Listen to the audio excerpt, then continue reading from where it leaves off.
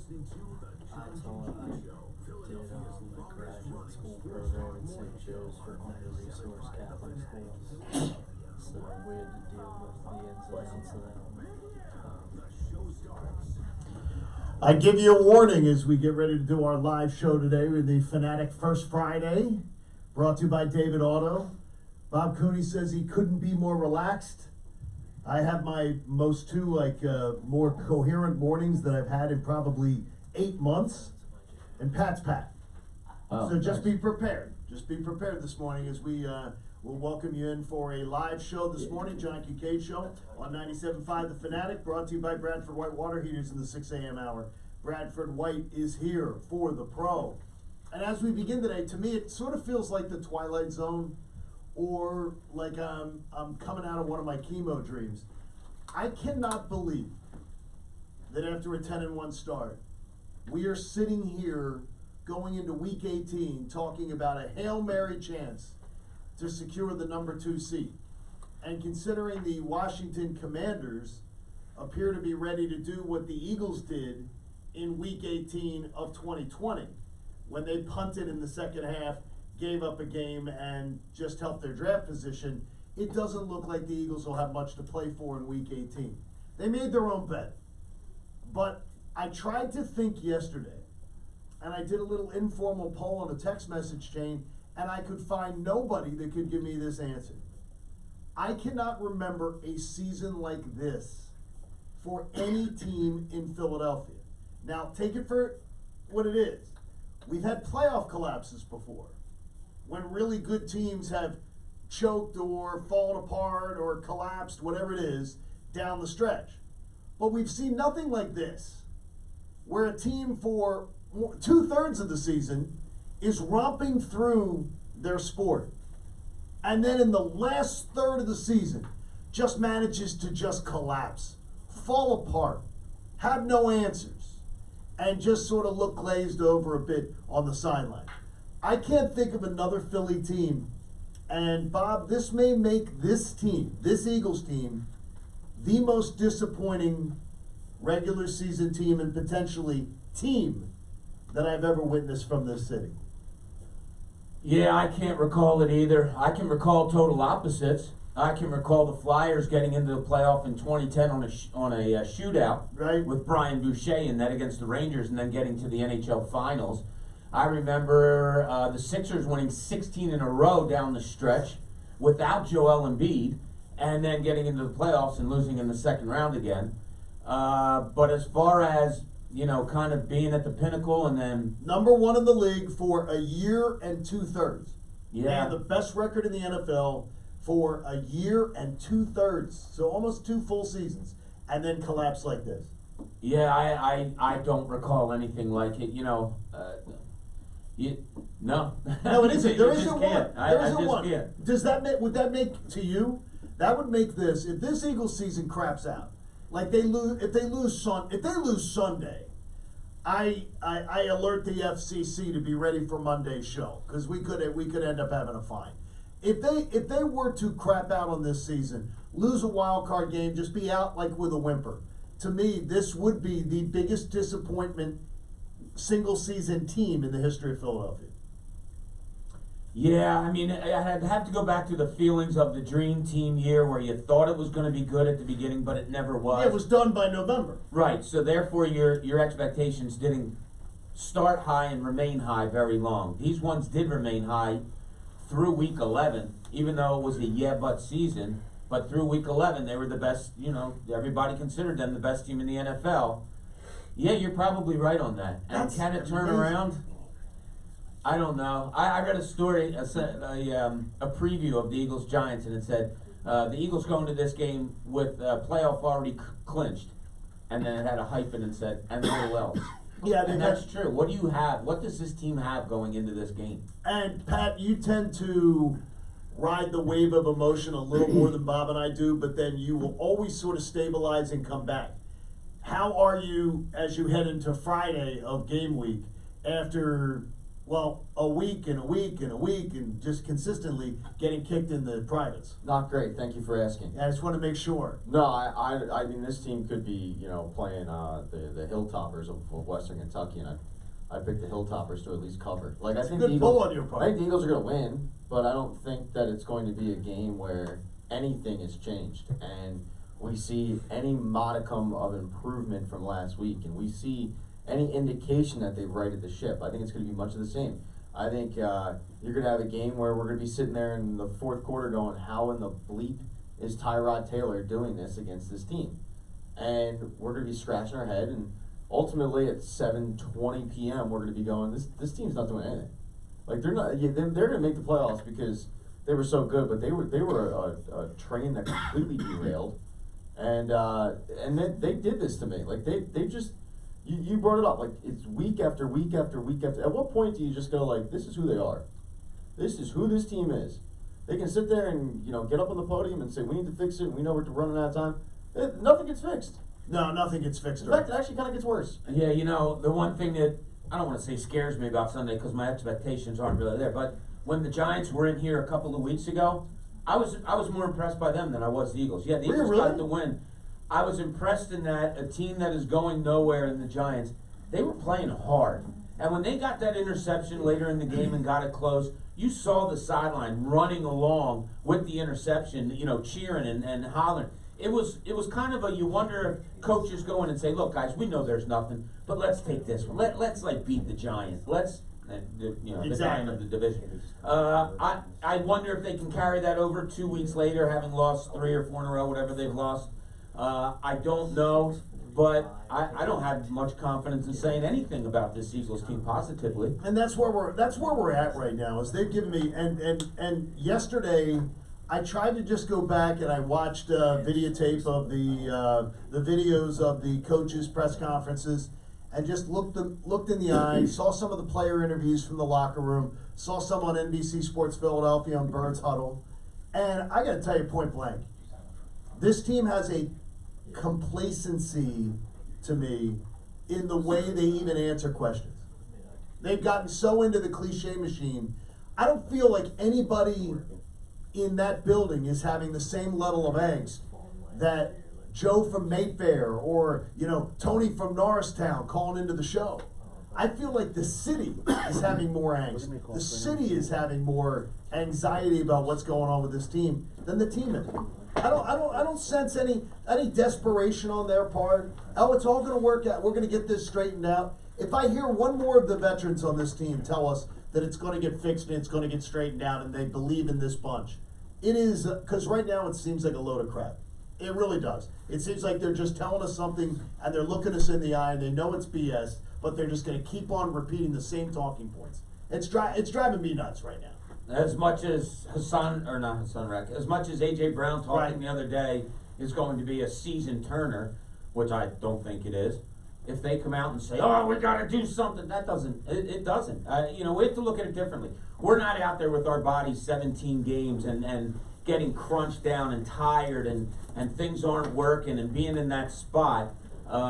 You're looking to bounce your body back. You're looking to follow the game plan. There's so much more on a player's mind than there is us fans and followers to be like, we got to get it done. I don't care about words. Like, that's what I said about A.J. Brown the other day. Season Turner, somebody told it? I don't think so. Come on. You just show me on the field. Show me something on the field. They don't know what's going on. You hear the Kansas City Chiefs. Kansas City Chiefs are Super Bowl champions.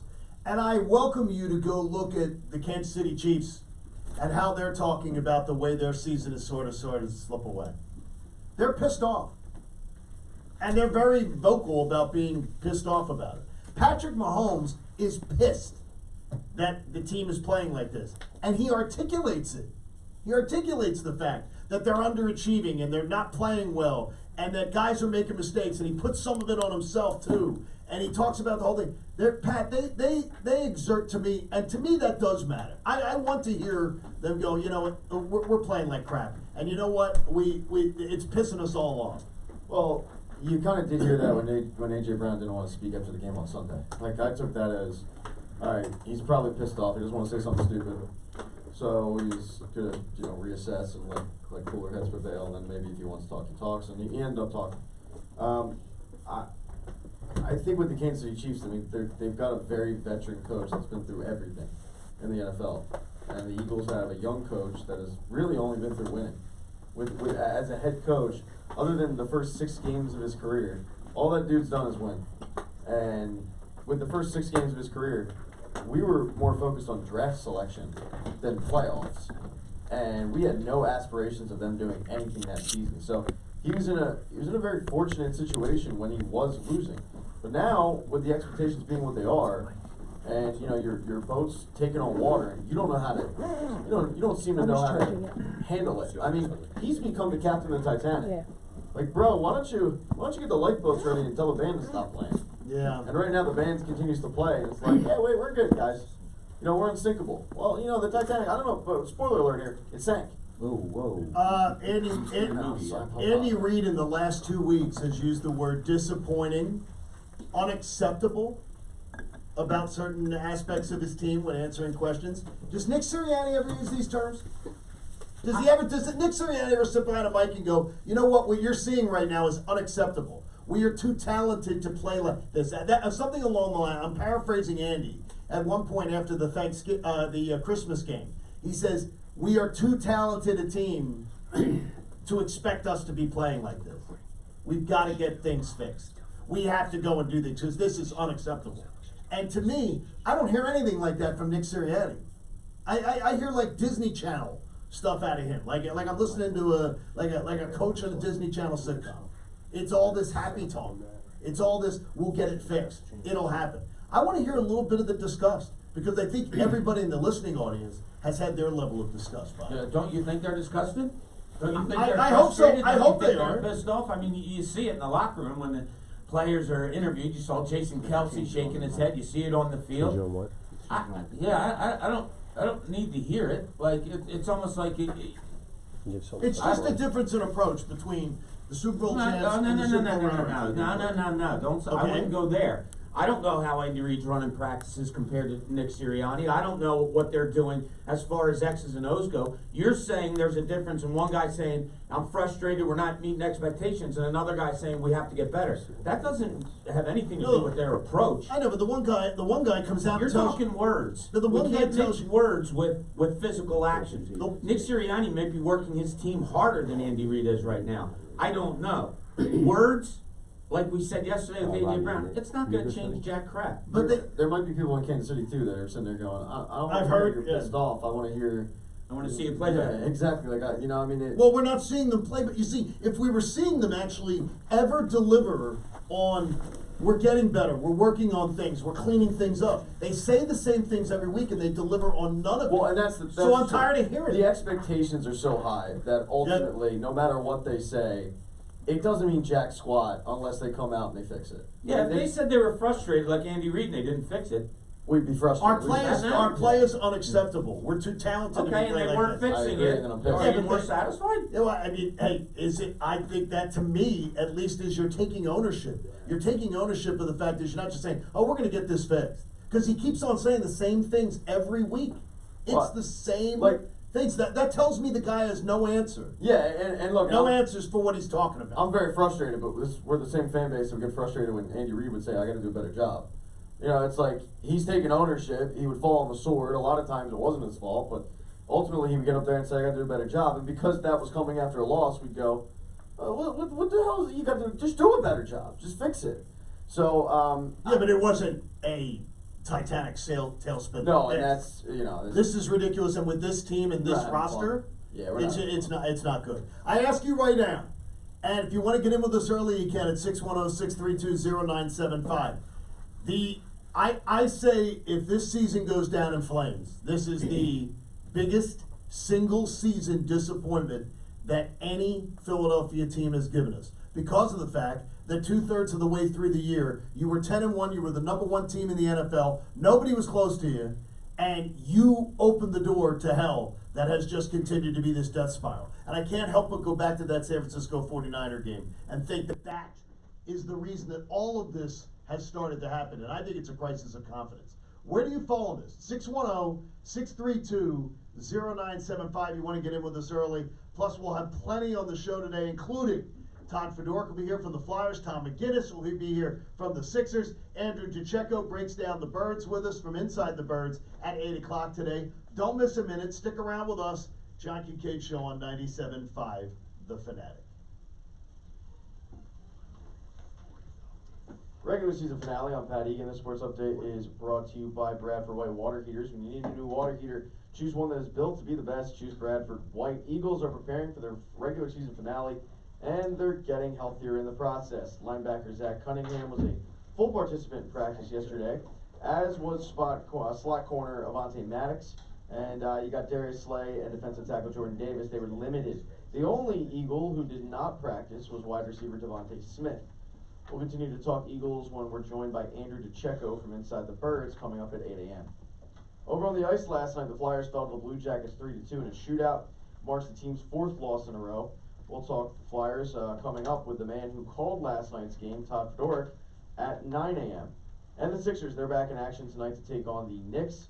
Sixers are just 3 games behind Boston for the top seed in the East. We'll dive into the Sixers season with play-by-play man Tom McGinnis coming up at 8:30. I'm Pat Egan on the home of the Sixers and the Flyers, 97.5 Fanatic. Speak on there. Yeah. Instead of station.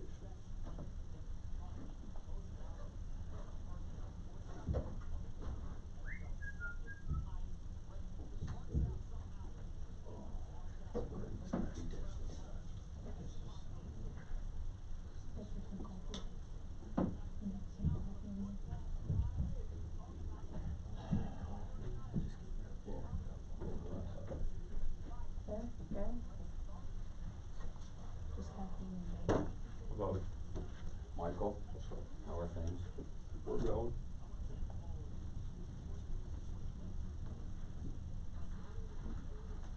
This is the 80 Flyers. No way. True.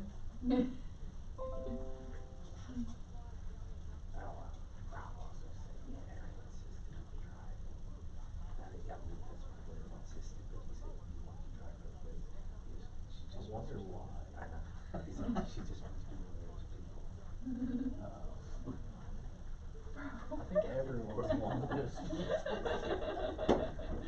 smart people. Is He the fell asleep on the ride home. MX box Therefore, on? he was driving. It should. It's on. Yeah.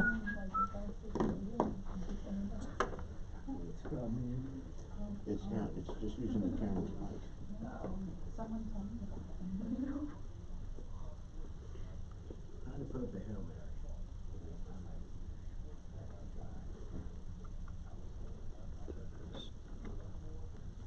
Yeah, we'll see.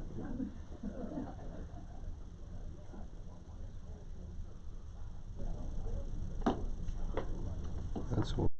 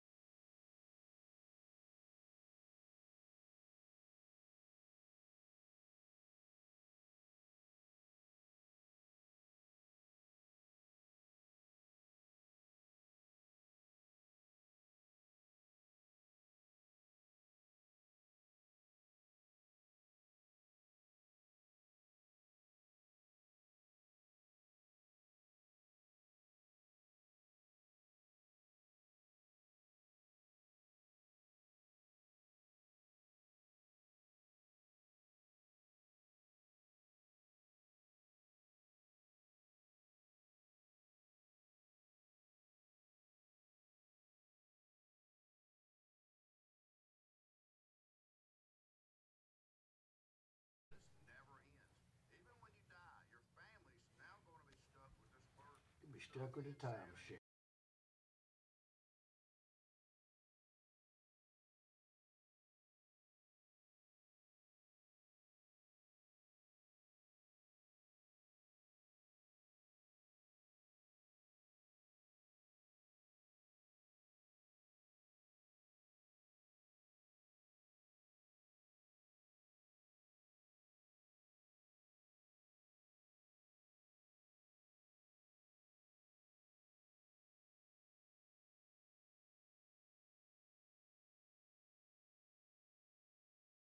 To do it. You have to pay the country Nepal, and then you.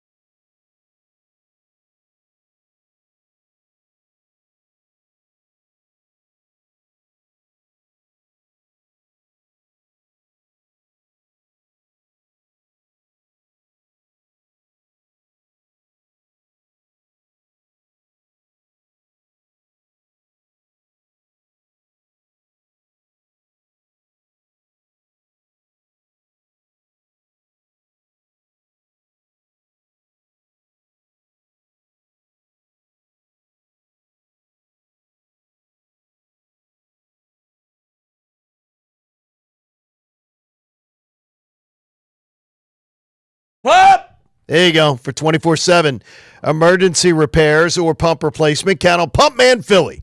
The guys to know to fix your flow. So we have the 18th week of the year, the 17th game coming up versus the Giants. And I guess it's understandable that I feel no buzz. Just don't feel any buzz for it.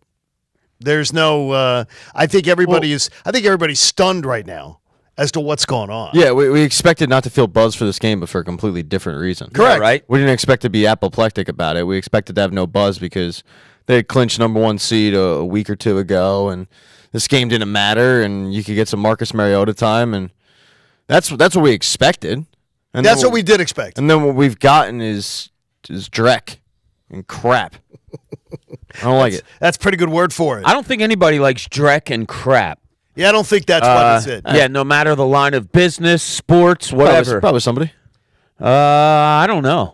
Short sellers. Shrek? It is one. Tom, our friend Tom sends along a note, and he says the 79-80 Philadelphia Flyers, who set the all-time unbeaten streak at 35 games and then lost the Stanley Cup. I'm like, no, that wasn't a more disappointing season. They lost in Game 6 in overtime of the Stanley Cup Finals, and they never collapsed.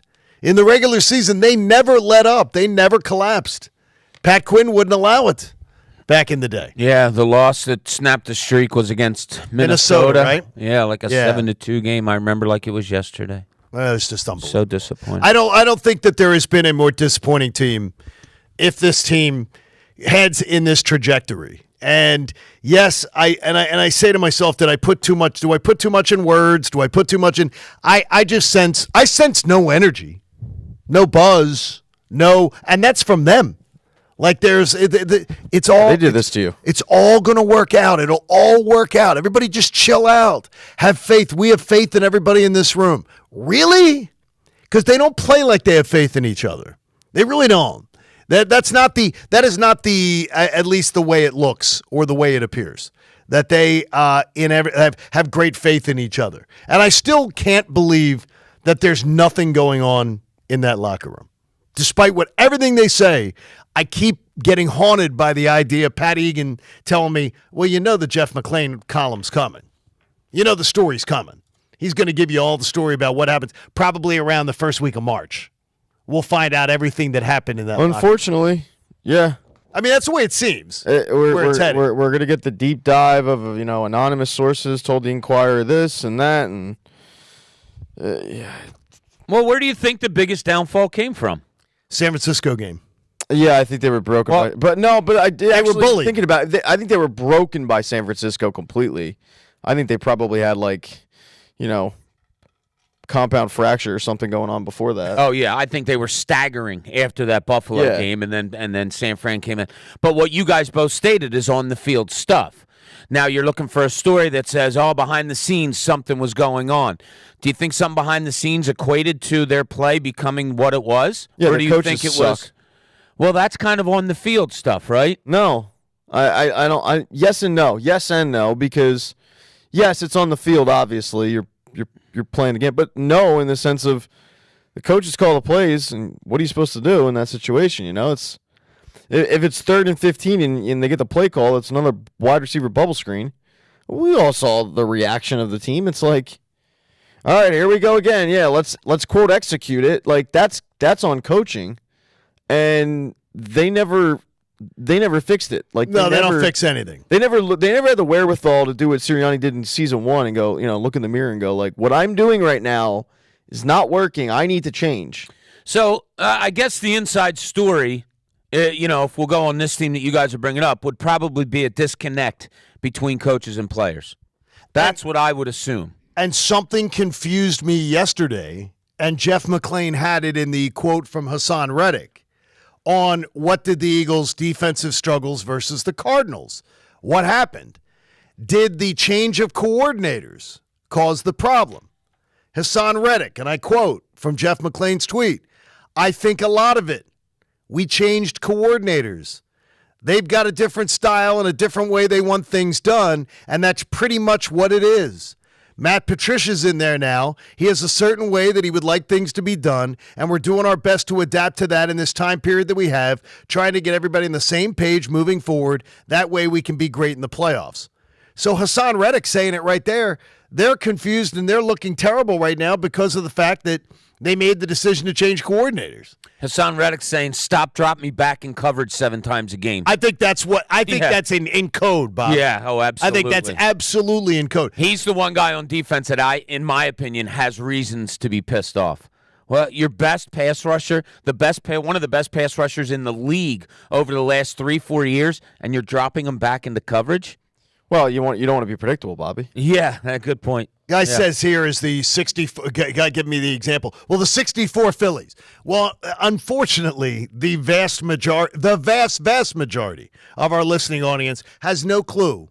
Didn't live through that. No, you didn't live it. To read something in a history book. Yeah, Cookie Rojas. People know about Cookie. Yeah, but to read about it in a history book is not to live it. I was there. I remember when Cookie Rojas. Remember that? Yeah, I wasn't born yet. How were you born? Yeah, I don't want to get into personal questions, but I remember. You look young, Pat. Cookie Rojas comes home, scores a game-winning run, and It just, we at the time, Johnny, we didn't think it was a big deal. All cookie scoring, but it ended up being a huge deal. Then things started to crumble. The cookie and the crumbling. Well, I think when great job by you. One of the famous headlines, Bob, wasn't it that Cookie Rojas and Bobby Wine let the ball drop between them, and it was the days of Wine and Rojas, which was one of the famous headlines. It's hanging in one of the sports bars. I didn't know that, really? Hanging in one of the sports bars here in town, there's a actual headline of that. It's there's nothing like this, because first of all, the Eagles are the most important.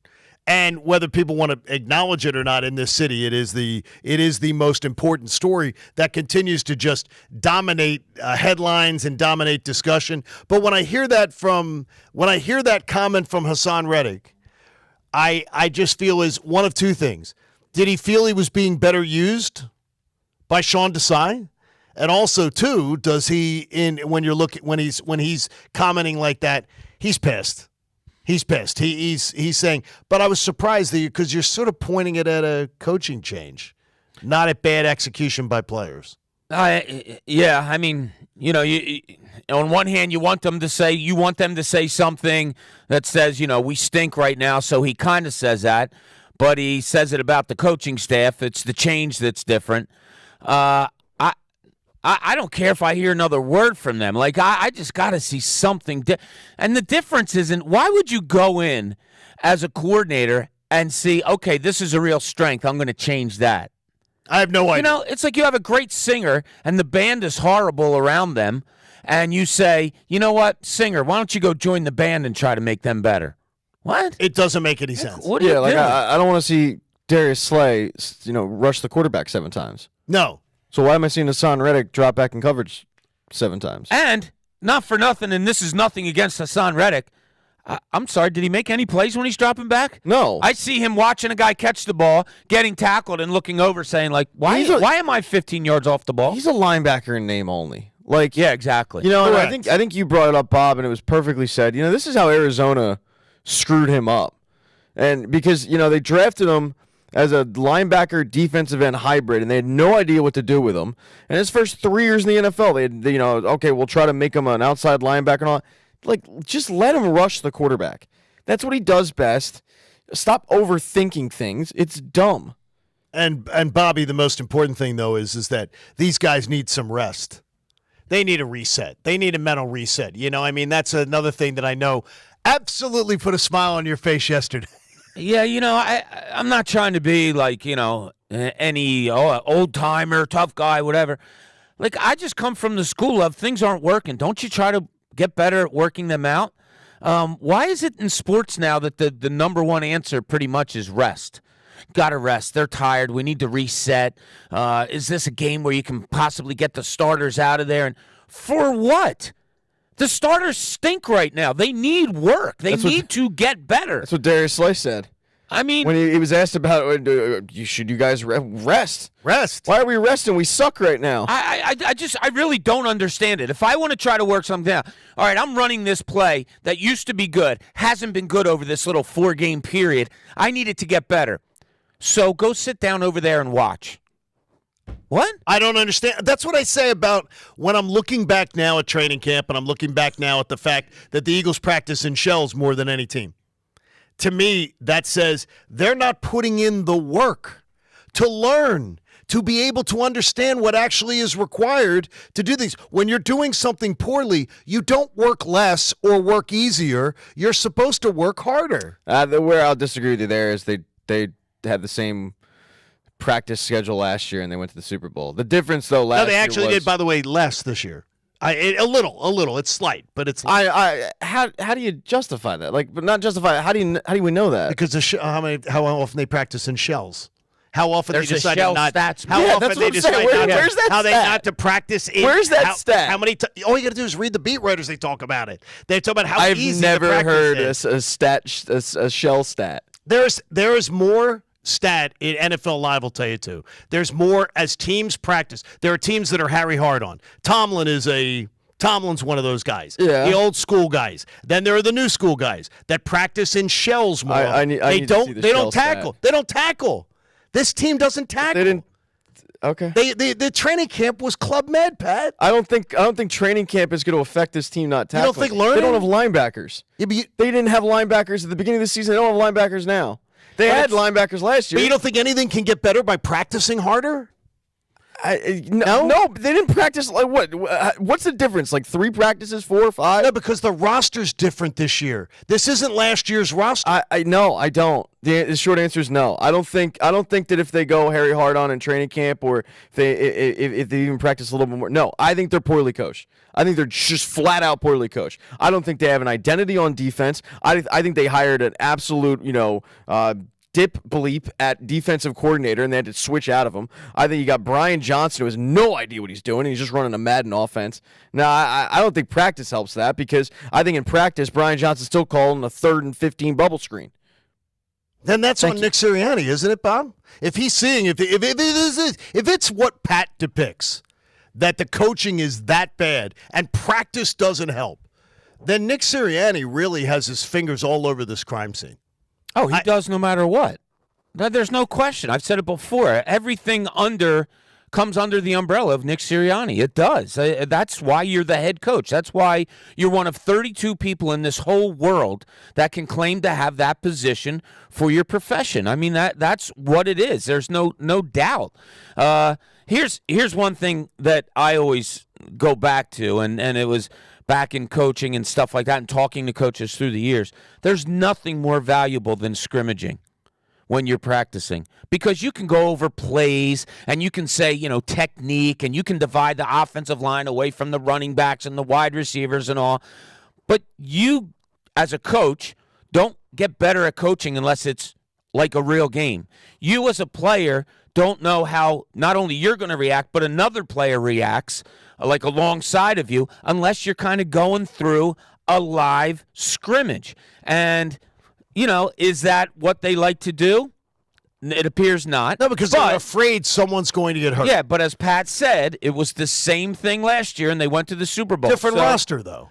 And different coaches. What difference does that make? I mean, I think a roster matters. Is if you got players that are Did more. Did you not have veterans on last year's roster? Do you not have veterans on this year's roster? Like, it's not like you're plugging in a talent level. It's not like you're plugging in a bunch of rookies this year and saying, go play. You don't know how to play, but we're just going to trust you do. Do you think the Sixers first team needs as much practice as the Sixers second team? Yeah, but last year you had a new safety. You had 2 new linebackers.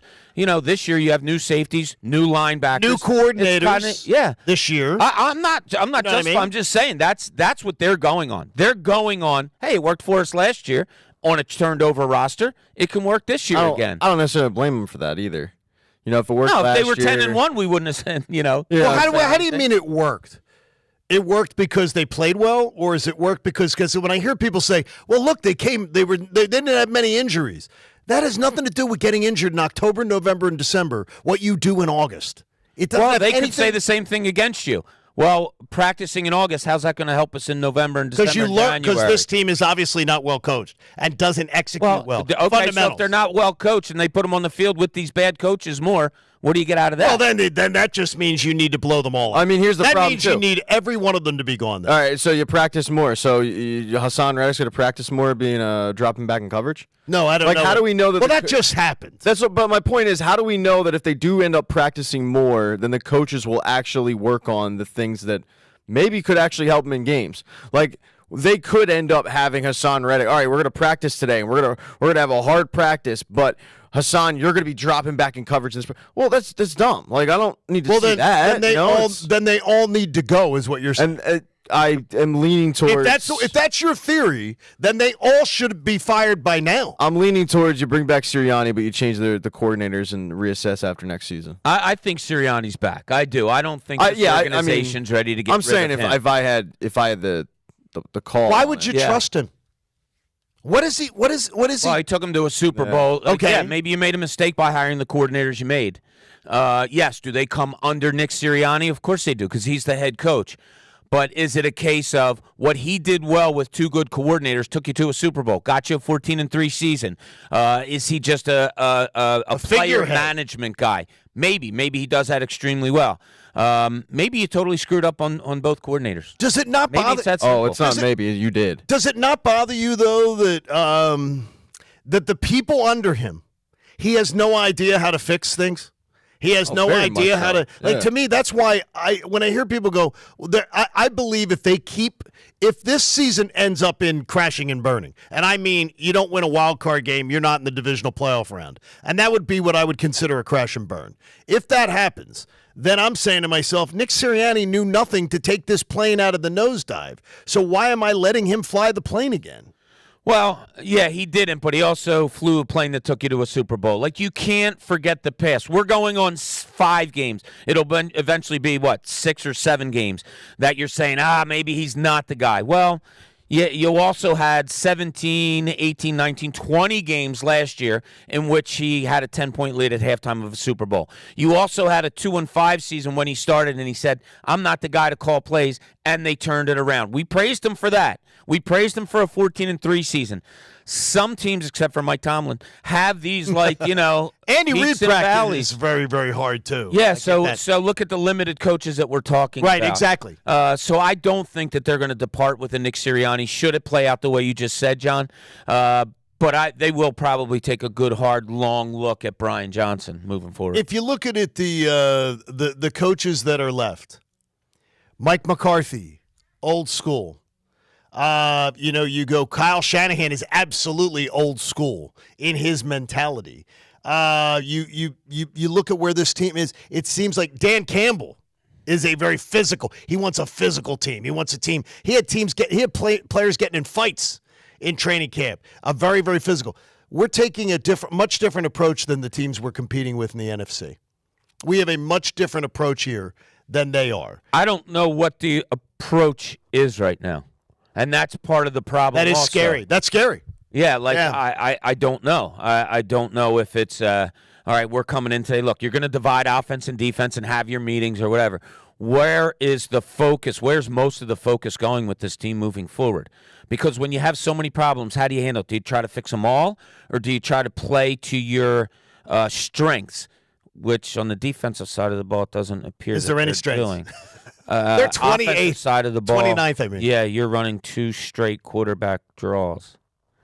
I don't know. And they're still I don't defending know. it. You see, the problem I have, too, is that they're still defending it this week. Like, Brian Johnson is still defending those. Brian Johnson has spent this entire season defending his horrible play calling, and that pisses me off more than anything. Like, the fact that he can't see that those plays don't work, and the fact that he can't see that they're dumb, and he gets up there and he justifies it and tries to, like, dude, come on, man. Oh, no alternate universe would that be a smart play. You know, if you had Doctor Strange sitting there and thinking of all the ways that you can win a football game, that's not one of them. And yet Brian Johnson sits up there and tries to justify, well, actually, no, if we do this, stop, dude. Just save it. Like, I'm done with it. Is Doctor Strange like Spider-Man or something? He's in the... Yeah, it's an Endgame reference. He's in the Marvel universe. People got that reference. He's in the Marvel universe. universe. Yeah, a lot of people. You guys just might want to not. make sure. I got to somebody start. out there. I want to be a Marvel person. Do you really? I don't think you're ready for that. In 2024? I don't know. I don't know if it's 2024 when I'm 104. I don't know, but at some point, I do want to test the waters, dip my toes into the Marvel universe. I think you would last 45 minutes. I watch Marvel movies on planes. It's one that I can sort of watch out of one eye and be a little distracted and then put it on. I find the action scenes sort of jaw dropping and everything, but I don't think you'd last. I don't think Probably you'd last not. 45 minutes. If I'm being 50. honest, probably I don't not. think. No, I think you'd do all right at Avengers Campus. I could see you being there. You're not gonna like fight the crime or anything. I fight myself with this. Like the other night, there was nothing on. John and I were talking about it before the show. There was no local sports on. Yeah, there was. No. And what do you do? Like, that's a night where I should say, oh, man, let me dip into something. Like, let me dip into something that's going to grab me a little bit. No, I'll tell you what I watched. I watched Clemson, Miami, Rutgers, Ohio State, the Knicks and Bulls, and Villanova, Xavier. I'm a text away, I'm an idiot. And then I was going to come over to your game, but I got a little tired. At least he didn't watch the two women was on no top of tickets the electrical available. pole or the television pole. which was just a scare. It scared the crap out of It was me. What horrible. happened? The Two movie, women? it's two women horrible. climb a television tower, and then the ladder breaks off, and they're trapped at the trapped top. up there. It Is is. this a movie or Yes, Oh, it's on yeah. Netflix. The Horrible. Fall, right? The Fall. Yeah, it made me want to fall off a It made me. tower. Yeah, Pat wanted to jump. So Hey, bad. Maestro had me falling off a tower. Pat says something was leaked by A.J. Brown, and maybe he didn't mean to say it. We'll talk about that, and if you want to jump in with us, 610-632-0975. It's a First Friday broadcast on 97.5 The Fanatic, presented by our friends at David Auto, which is David Kelleher. He'll join us too. John Kincade Show here on 97.5 The Fanatic.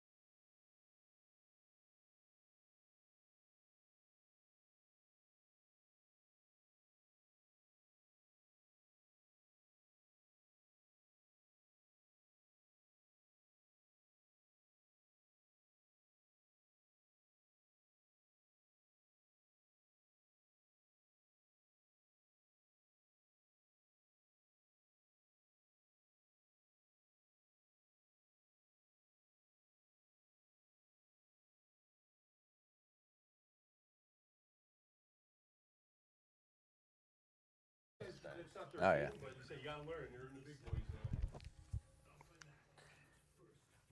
Should I stay or should I go?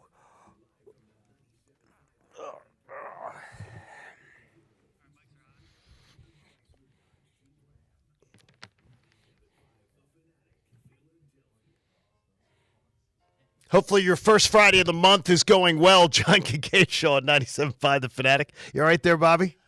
No, my hand stinks, and it doesn't grab things very well because I don't have feeling in this finger. See, you have a little finger and problem. when I try to pick it up, You smell burnt toast? No, he's all right. that's from nerves in my neck. I worry about that with you. Don't you worry. I Hey. worry a lot about you, Bobby. Oh, thank you. John Kincade Show on 97.5 The Fanatic. We have to get the acupuncture lady back in here. I wouldn't Help you mind out. that. Sticking those needles back in Bob's neck. Getting needles does not bother me in the slightest. Yeah, I don't even No. flinch. No. I don't flinch in the needles. Seen too much of them. There is a golden opportunity facing the Giants for the Eagles coming up this weekend. We'll get to that. Plus, the Sixers have back-to-back games. We'll talk about that with Tom McGinnis coming up at 8:30 today, but Bob will have some more on that as we get he was entertained by the NBA last night. But, Pat, you bring up something about A.J. Brown. I thought we had talked out the A.J. Brown topic, but you say that there was one other thing that maybe we didn't get to yesterday. We got to it. I just don't think we. Oh, yeah, there we go. Wow. Give it, Pat. Sorry. Come on, Pat. What's your point of view? Yeah, sorry about that, boys. So, A.J. Brown does his little impromptu media session.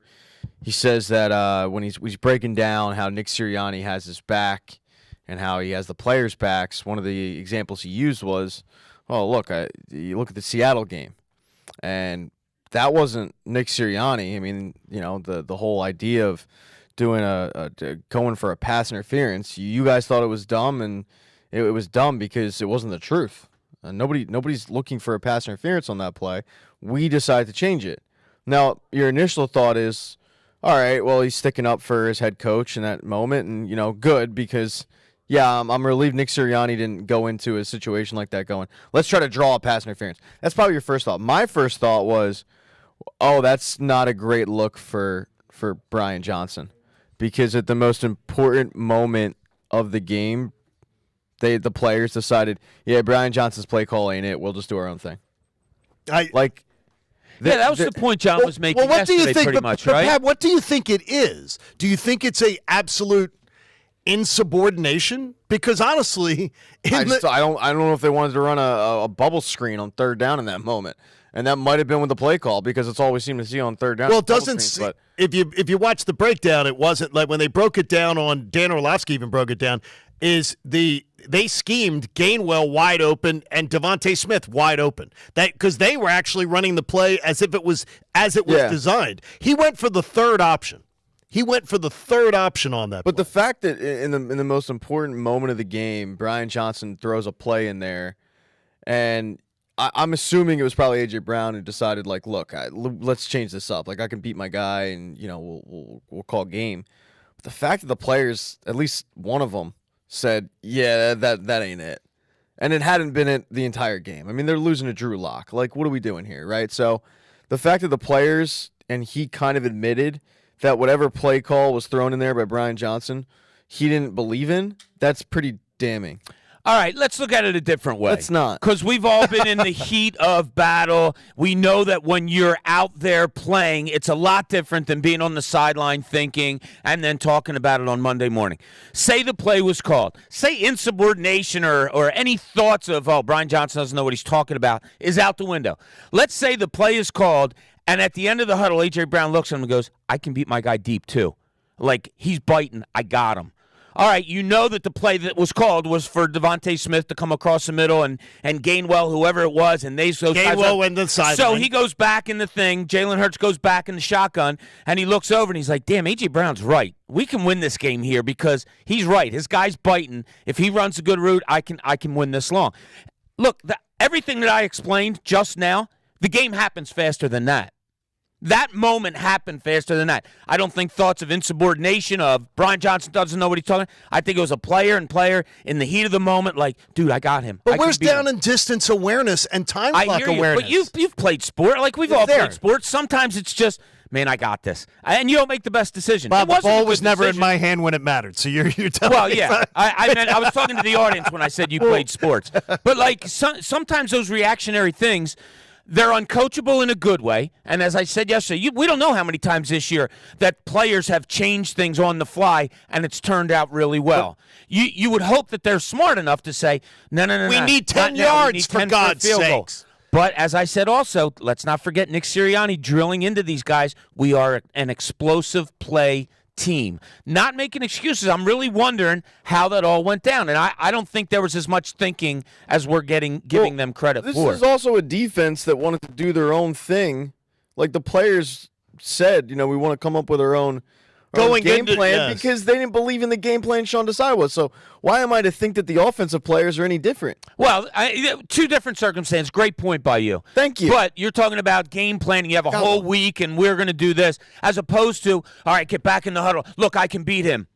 All right, boom. I mean, that's literally like the reaction of the way I took it. Like, dude, I got him. I can beat him deep. Well, see, okay, I looked at it like, how many times has this happened where the play calls come in and they've gone, yeah, it's probably not it. I don't know. After the game, because it didn't work, they probably got chewed out for it.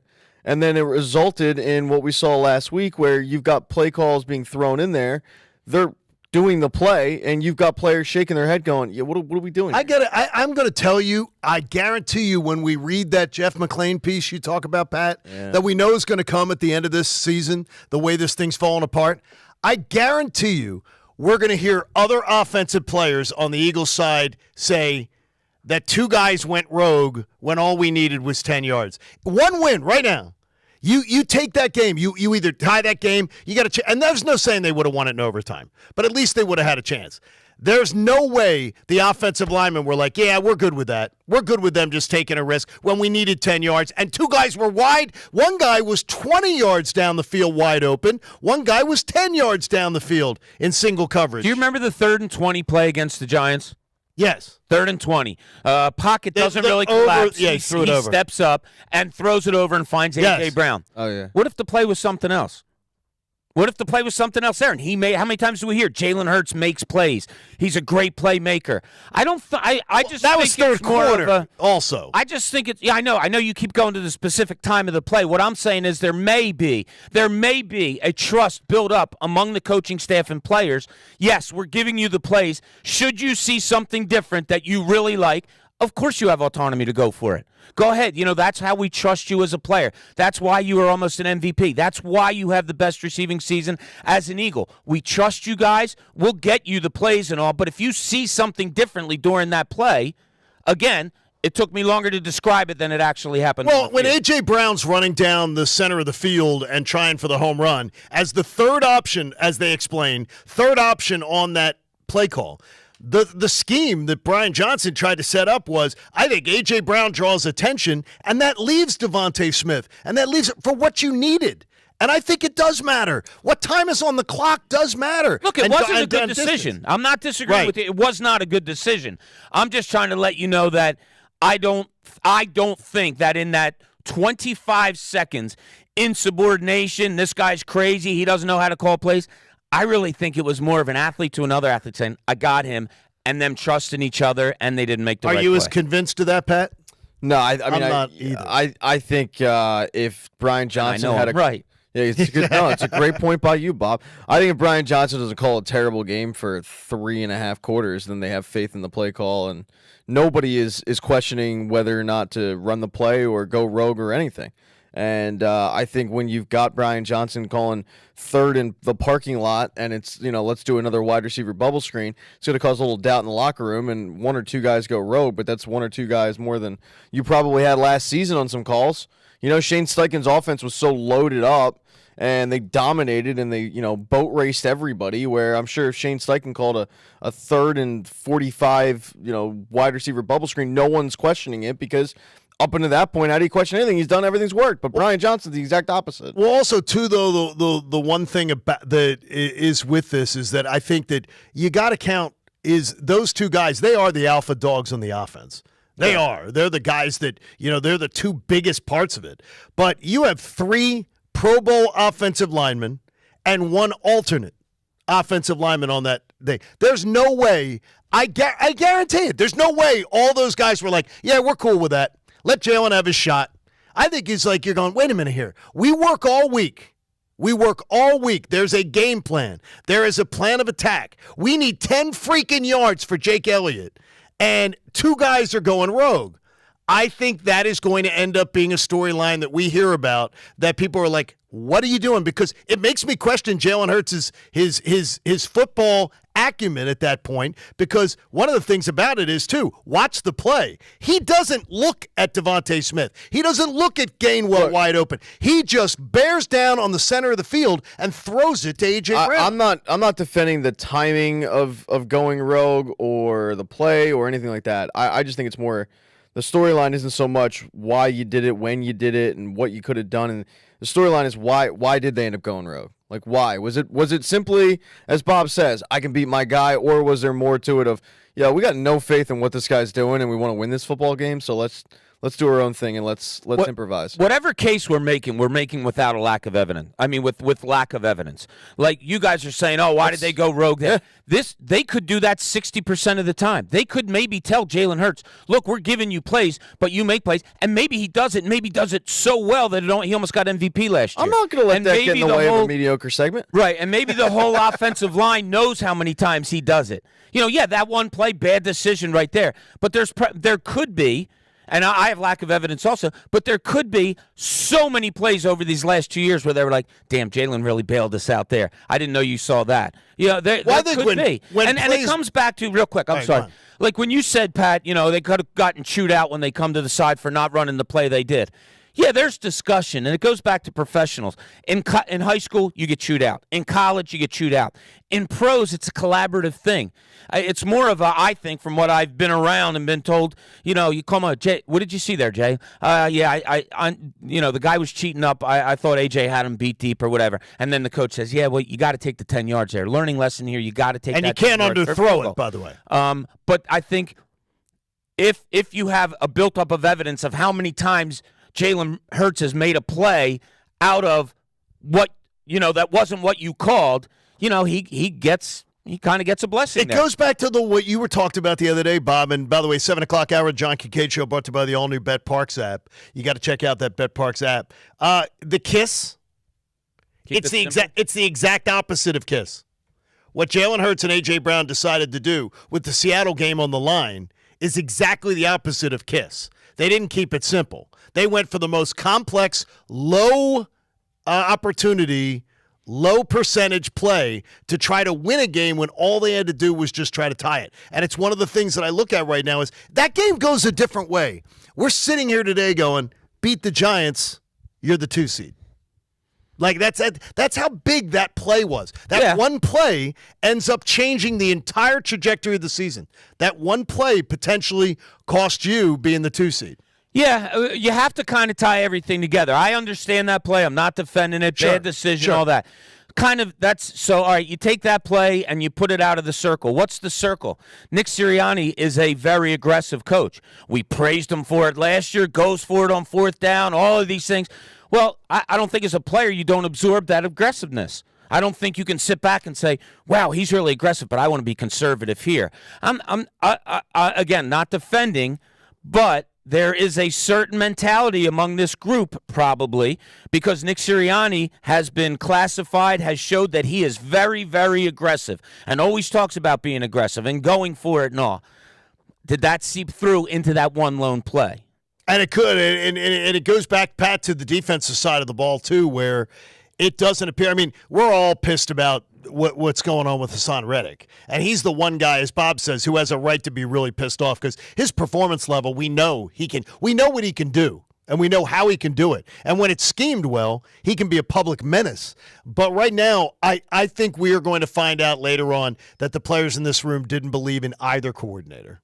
Oh, yeah, no, and Matt Patricia. Agree. Matt Patricia doesn't sound like he's right. I mean, from Hassan Reddick's comment, doesn't seem like he's a big Matt Patricia guy either. And I can't believe there are big Matt Patricia guys in the NFL. Oh, yeah. Oh, you'll see a lot of Patricia jerseys down at the link for sure. That's for Patricia. I don't know how you could be if you're a player of this team. How do you have faith in these coordinators at this point? I mean, we don't as fans. Yeah. But like we're more removed from it. There's no way that they like what they're doing. There's no way that Hassan Reddick likes dropping back. No. There's no way that these cornerbacks like playing with their back to the quarterback. Like there's no way. And so yeah, I have no faith in them, and I don't know why the players would. And that's why I wonder where everybody and I got to say it. I'm going to tell you right now, I believe if this craps out, they don't win a wild card game, this is a terrible disgrace, falls apart. I don't know how you commit to saying, yeah, well, we trust that Nick Sirianni can fix it. I don't know why. We've watched this thing. This thing should never have happened. You should never lose to Arizona the way they did. The way that they did and the fact of losing to Arizona. You should never have lost. The Seattle game was a disgrace offensively. And to me, I don't know why anybody would say, yeah, I trust Sirianni can get it fixed. You squeaked by the Giants and you were gifted 2 quarters of Tommy DeVito. Yes. You lost to Drew Lock, and then you lost to a 3-win Cardinals team. Yeah, we shouldn't be here. We're straight up not having a good time. Right now. Yeah. What do you mean right now? Well, you laid out 3 games, and you're absolutely correct. Explain the reason yourself. I think that the organization isn't going to do that is because you can't throw away 14-3 Super Bowl run, turning a season around in your first season to 2-5. That's why I don't think the organization is going to say what the hell went on. Oh, I don't think they will either. You can have a lot of great coaches in all the sports that had a bad year. Was there a lot of factors into it? Probably. I would have loved to have seen Nick Sirianni at the time that they got rid of the defensive coordinator. I would love for him to say, yeah, I'm also taking over the offensive play calling. No, not saying that he would be great at it or anything like that. It would have proved to me like, okay, this guy, he still has his hands on the nutsack of this organization. I would just say pretty bold. That was a really aggressive statement. I even gave the signals. I give it to you. Did you really? Yeah, I did. I went one of those. Dude. I'll give it to you right here, Bob, is that there is I said it before, like the Phillies season. If the Phillies lost the World Series and played absolutely great ball, I would have no problem with how last season ended. If the Eagles go out and stabilize this thing, win a wild card game, and go to San Francisco or Dallas and play their backsides off and lose a tough game, it will leave me with a much different feeling about where this team is and where the season is. If anything else happens, I'll tell you right now, Nick Sirianni won't fix it. They'll bring him back because of optics. They'll bring him back because, well, we got to, and he's going to come back and he's not going to fix it. Because I've already seen he's not a fixer. He is not a fit. If there's one thing is crisis management, don't call. I mean, you don't want Nick Sirianni answering the crisis hotline. Because he has failed miserably, and he has the same answer every week for why things aren't working. Well, we're going to work on it. We're going to get this thing fixed, and nothing ever changes. You're going on this year. Let's not forget his first year. They were 2-5, and he fixed it. By stepping aside and giving someone else the responsibility. I think that's why I don't trust it either. That's as big a move a head coach can make than hiring somebody else, I think. I applauded him for doing it, but the thing is that it also showed me he knows he can't do it. He knows he does other things better. That could be the argument. What does he do better is what I wonder. I don't know. I mean, he does something really good. If they went 14-3, went to a Super Bowl last year. Yeah, I think that is as much. By the way, I think as much as this year is Howie, I think last year was Howie. As much as this year is also the fingerprints on the crime scene. Howie Roseman's are all over it. But as you say, you more analyze general managers and stuff like that in the offseason. I put as much of this on Howie's plate as I do Nick's. And I just think last year was you had a great team last year. You had a great roster. You had players on the defensive side of the ball, maybe five, maybe 6, that had their best years in football. And that happens. I mean, does it go to the coaches? Maybe. Does it go to the players? Like, oh, my God, look what's happening here. I'm having a great year. You're having a great year. Best year you ever had. Maybe it was coincidental. I don't know. Hey, Football Fridays on the Fanatic are presented by Pump Man Philly. Pump. For 24/7 emergency repair or pump replacement, count on Pumpman Philly, the guys to know to fix your flow. Pat got a laugh out of some of our studio audiences arrived. Good to see you guys. Appreciate you being here. First Fridays on the Fanatic are presented by our friends at David Auto. David Kelleher will stop on by too. Hey, in the course of the day today, Andrew DeCecco from Inside the Birds at 8. We'll have Tom McGinnis for your 76ers radio play-by-play guy joining us at 8:30, and Todd Fedor from the Flyers joining us at 9. So come on by hopefully you're going to have a great, great time today. I know there's going to be a great breakfast for these guys today. Have you warned them, Pat, how awesome breakfast is going to be? Yeah, I'll throw elbows. You guys are every for a one of you. treat. It is coffee and breakfast provided by Homegrown Coffee and Creations, South Philly's favorite coffee and breakfast spot. Start every tailgate at 1515 West Porter Street. Also, some guys in the audience today, or ladies if they show up, will walk away with Sixers Knicks tickets, Flyers Flames tickets, Flyers Penguins tickets. We got giveaways for you too. So hopefully your Friday's going well, the first Friday of the month. Appreciate you guys being here today. John Kincade Show here on 97.5 The Fanatic. Hey, you know what should be flushed down your toilet? Well, number one is number one, and number two is number two. And the number three thing is toilet paper. Anything else is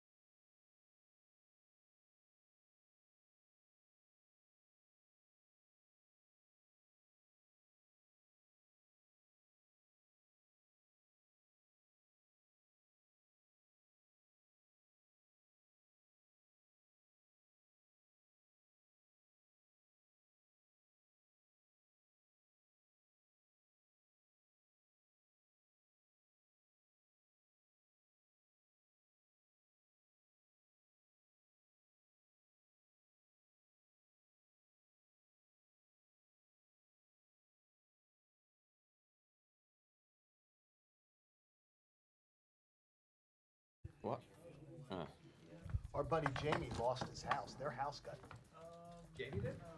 Back in 97. John Kincade Show on 97.5 The Fanatic. We got a live audience here. Can they hear themselves? There we go. They're here.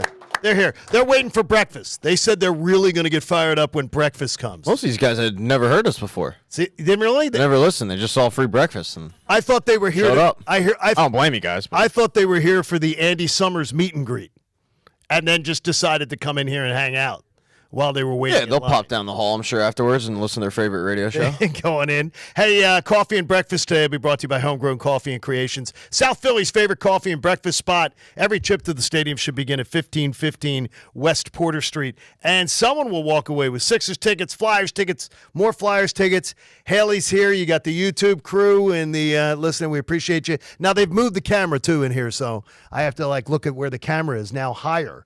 They now have it higher mounted up there. There's a camera in here? Yeah, there is. Now you're on camera, Bob, so no picking your nose or anything. There's one thing that in Week 18 absolutely must happen if you're an Eagles fan. You better see the Eagles get some sacks this weekend. If not, it is absolutely a dereliction of duty by Matt Patricia and this defense. How bad are the Giants at defending a quarterback? The Giants have allowed 83 sacks. Jimmy Kempski with this number yesterday. I want to thank Jimmy for that. It is the second most in NFL history. They are the second worst team in the history of the game at giving up sacks. And on Christmas, do you remember the Eagles knocking around Tommy DeVito? Do you remember them knocking around? No, I don't. There's no excuses for the Eagles not this Sunday to make Tyrod Taylor or everybody a absolute punching bag. It's a stat to watch because it's going to tell me a lot about whether I could legitimately think that this team goes on the road and wins a wild card game when this Giants team is historically bad. This is a terrible offensive line. I think the Giants are headed for another rebuild. Because they're talking about they've been in a rebuild for and it never seems to end. Yeah, it's cool. I like that. But this is the second worst offensive line, arguably defending a quarterback in the history of the game. The Eagles have played bad offensive lines all season. Early in the season, they were playing banged up offensive lines and they couldn't get any pass rush. And now they're playing basically me, you, Bob, and take two audience members for the Giants. Got to take him. And I still have no faith. I have no faith they're getting home to the quarterback. And the excuse they always use is, well, the quarterback's getting the ball out, so fast. Oh my God, it's so fast they're getting the ball out. As if last year the quarterbacks were just sitting there tying their shoes. Come on, man, it's scheme. The quarterbacks last year were trying to get the ball out as fast as they are this season. And they weren't able to last year, and they are this year. So why is that? Look inward. Is it an adjustment to what the Eagles did and everybody learning from it? Yeah, remember I brought this up early in the year. I said, it looks like a lot of one-on-one battles on the defensive line. There doesn't seem to be a lot of games going on. There doesn't seem to be a lot of stunts happening. It just seems like, all right, yeah, go beat your man, and then, let's see what we're going to do with the linebackers and the corners and the safeties. I still seeing that. I still get tired, and I don't know if you guys heard this when we said it before.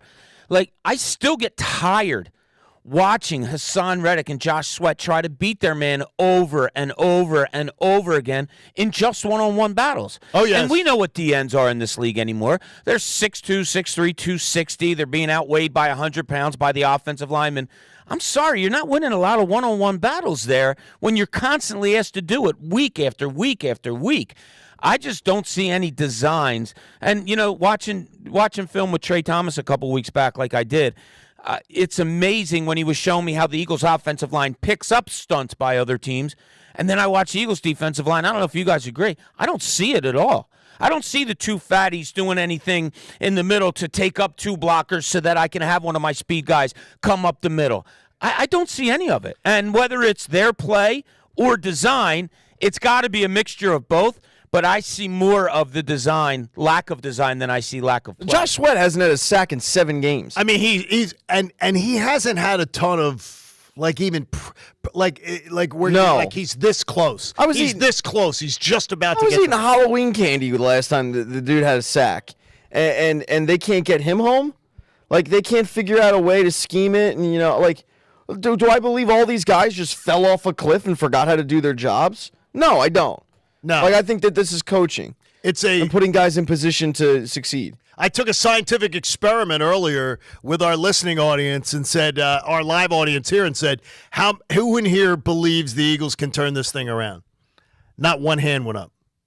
That to me is just because I still believe, I'm going to be the sucker that still believes this team can go out on Sunday and win, can go to Tampa and win a wild card game, and then can hopefully play impressively in some way in a divisional playoff game. Do I think they're going further than that? I do not. I do not. I think you're right. I think you are a sucker.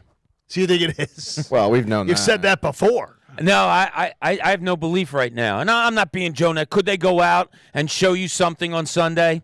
Something. Yeah, I'm not going to learn. I'm not going to learn much. Let's put it that way. I like what you said about. I didn't know that number 83. And God, you look at it. They've given up 83 sacks. The Giants. They've only sacked the quarterback 29 times.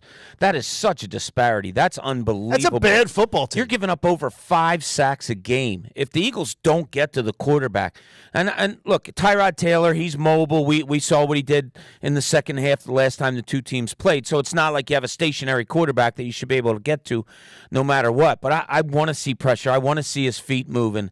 And then you have to worry about, okay, once his feet start moving, do you have linebackers that can come up and stop him from getting large gains on scrambles? So I don't know if there's any questions that are going to be answered at all, but you would like to see some light at the end of a tunnel. Pat, John Maley checks in from our Arizona trip, and he says, Pat eats Halloween candy all year long. So that really isn't a good barometer of when you last saw Josh Sweat get a sack. I was eating fresh Halloween candy. All right, I was eating like freshly picked Halloween candy. Freshly picked? Yeah. Where do you go to, like Lynn Villa? I'm not getting into my personal choices and finances. Is there a candy tree or something? There is what there is. All right, like November 5th. That was the last time this guy got a sack. Come on, like that's ridiculous. How are you helping him? You know, you're not. That's the thing. Smith, yes, right? They throw in Nolan Smith, and then I'm watching the All-22 last week, and there's Nolan Smith lining up in the linebacker position, taking a wrong step one way when it's a counter the other way, and getting himself out of the play. I don't know. I don't know what we're doing here. I'm not sure that I recognize this guy when he's not in his full regalia. The Philly sports guy, Jamie, is up with us early. Did you get up late? You couldn't throw on any makeup? What's Jamie, the you deal? look sharp today. Thanks, guys. Good morning. I'm asking you to bring some positivity to this because it has been a tsunami. This has been my least favorite week since I've returned home 3 years ago. It's been my least favorite week because there's nothing it's seemingly positive to point to. And the Eagles season means so much to this city, to this psyche of the community. Can you find any potential silver lining for us? Because if anybody could, it's got to be you. Well, I kind of believe that the way that they have done things up to this point, obviously they see all the mistakes as well. I expect that you're going to see a big change of philosophy going into the playoffs, that some of this play calling is a little bit of a farce.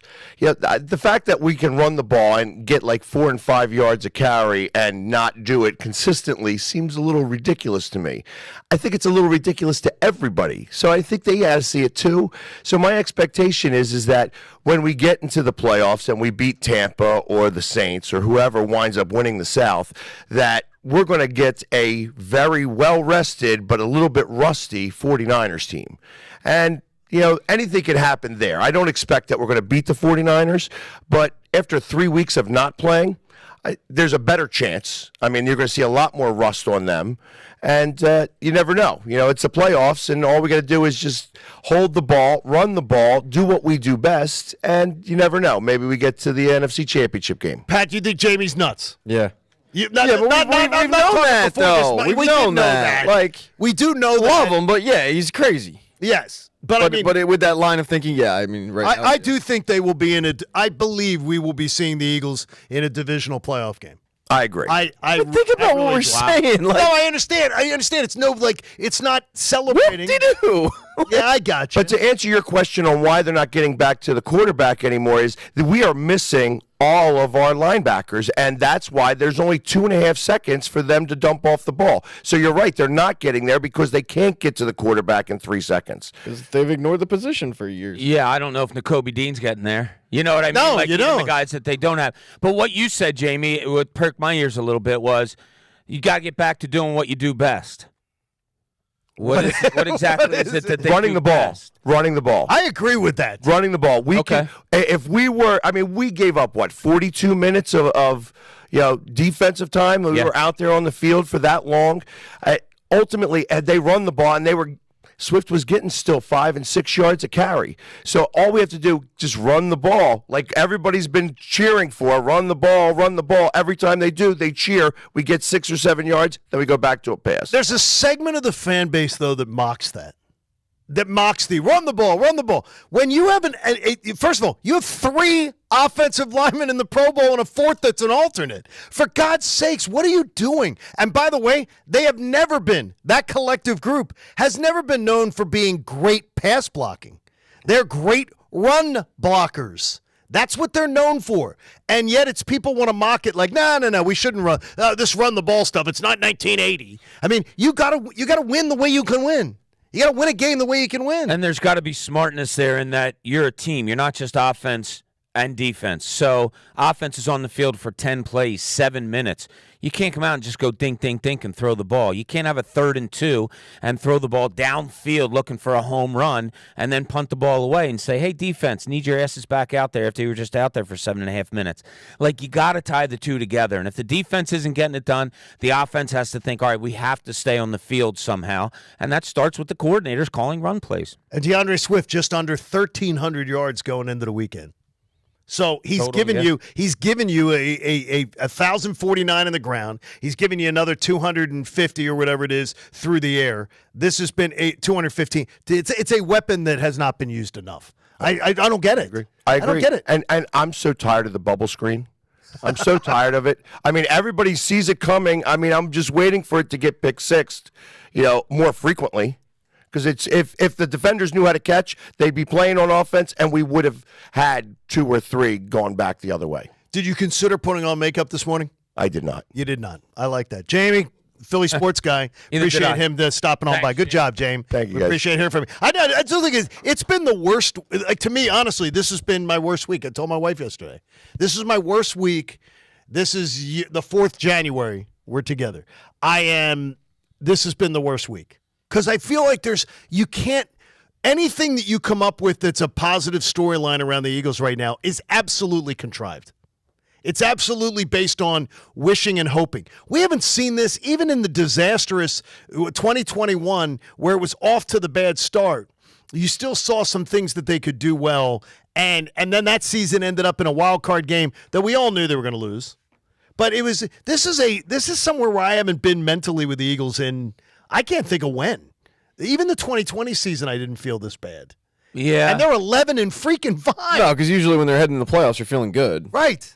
And we're not. No, it's not. There's this like bleakness. It's funny. You look at the NFC South. The winner out of that could come into the playoffs at 8-9, and their fan base is going to be more excited than a Eagles team going in at 11 or 12 and 5 or 11-6. I want no parts of going to New Orleans.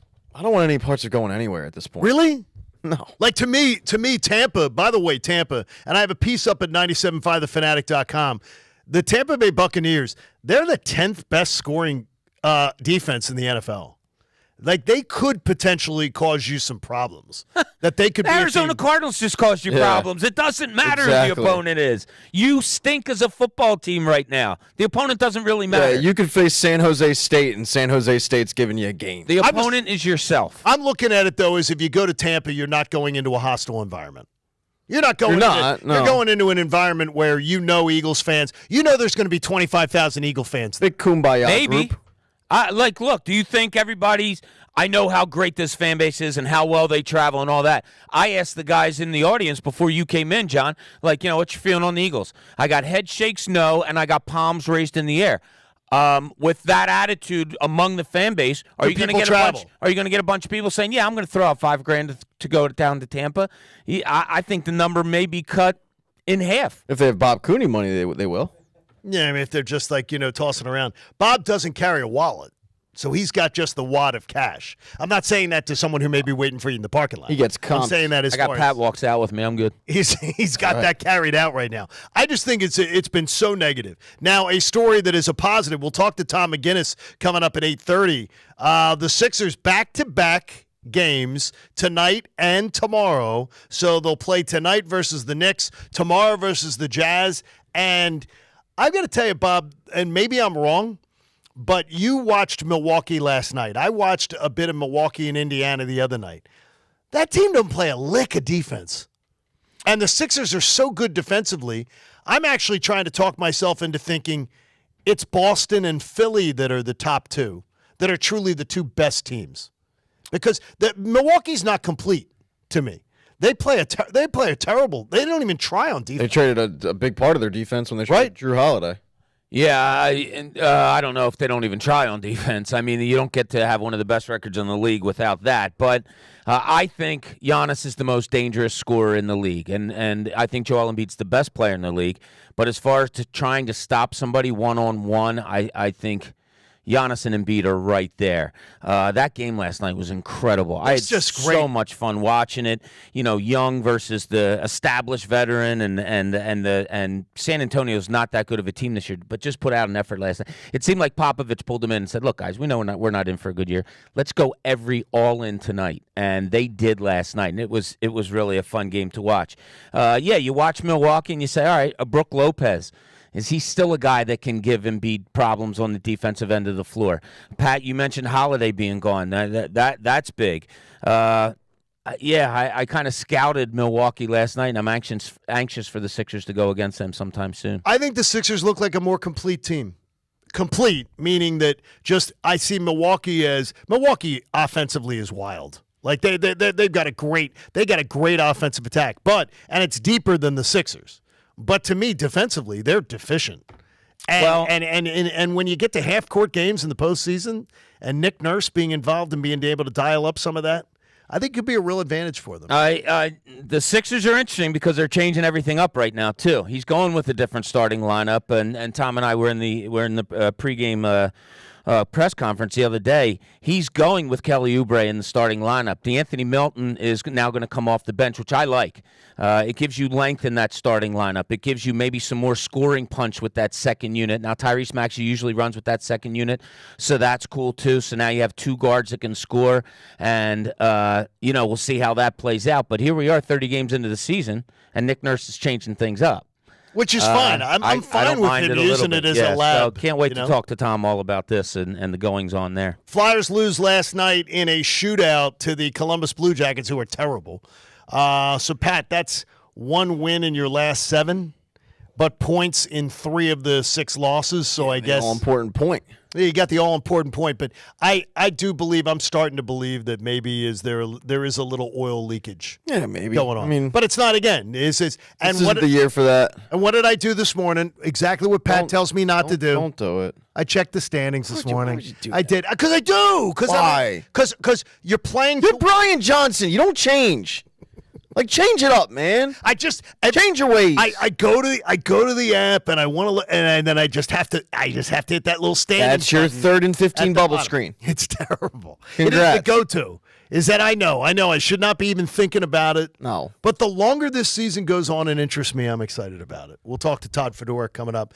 He's got with the alumni game call coming up, the Ed Snyder Legacy game coming up. He'll tell you a little bit about that coming in too. And we will have breakfast coming soon. We look like we have some hungry men in the audience today. And Haley's stomach has been growling since like 6 a.m.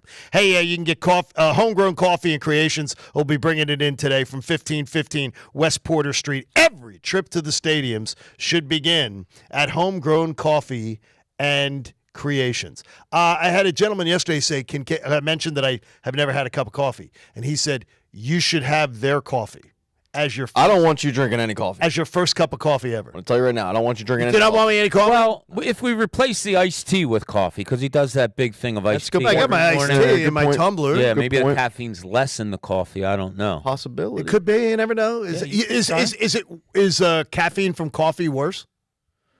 I I just don't think you way. need any more. No, I don't think I need any. I mean, it's. But if you want a gateway, I mean, yeah, go ahead. Have the homegrown gateway. What do you think? It's. Yeah, you can take a hit. What do you think? I'm going to end up in Kensington? I have a cup of coffee. They'll I'm gonna be here. What, They'll be here. I'm going to be under the L track. I mean, I don't think so. I don't know if your lifestyle is ready for that.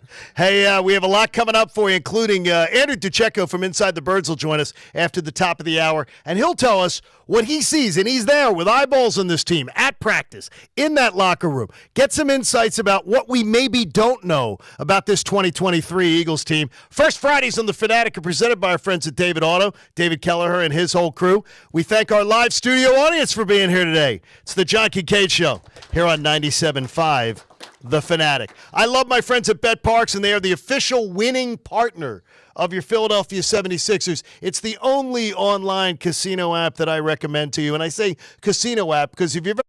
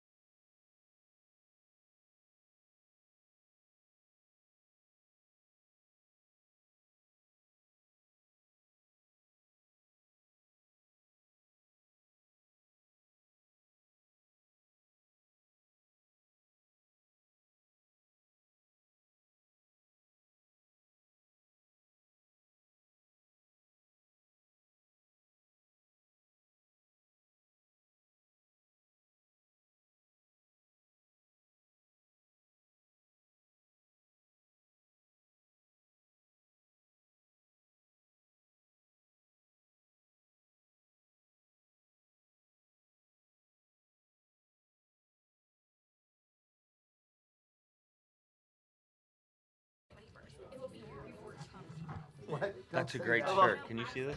Come on, Hale. Don't give me stress like God that. damn it. So, I did 9 months on the inside, and now my parents are doing life.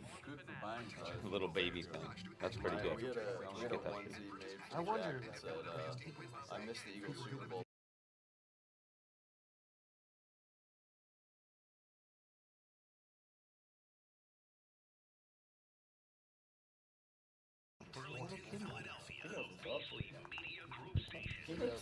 That's what I do in the streets. Yeah, man. I don't think he's bragging about it either. No, it's bad stuff. Love crying.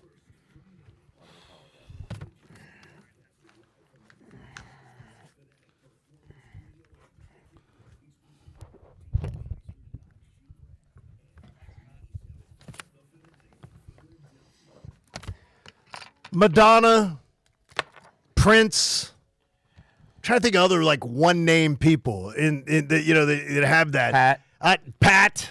Yes, but David Auto is our presenting sponsor for our First Fridays here in the Fanatic. We're live in the Performance Studio, John Kincade Show on the Fanatic, and David Kelleher is here with us. He has a last name, nobody knows it. You were liking me to that Sting. Well, it's Madonna, You know? a Sting. Sting, yeah. Think about Cher. that. Pele. Now you see, with him, it's Cooney, because most people Cooney is Last could be- name's pretty easy, yeah. Well, that's an easy one to remember. But we're glad to have David with us. And last time we saw you on a First Friday, we were in your showroom.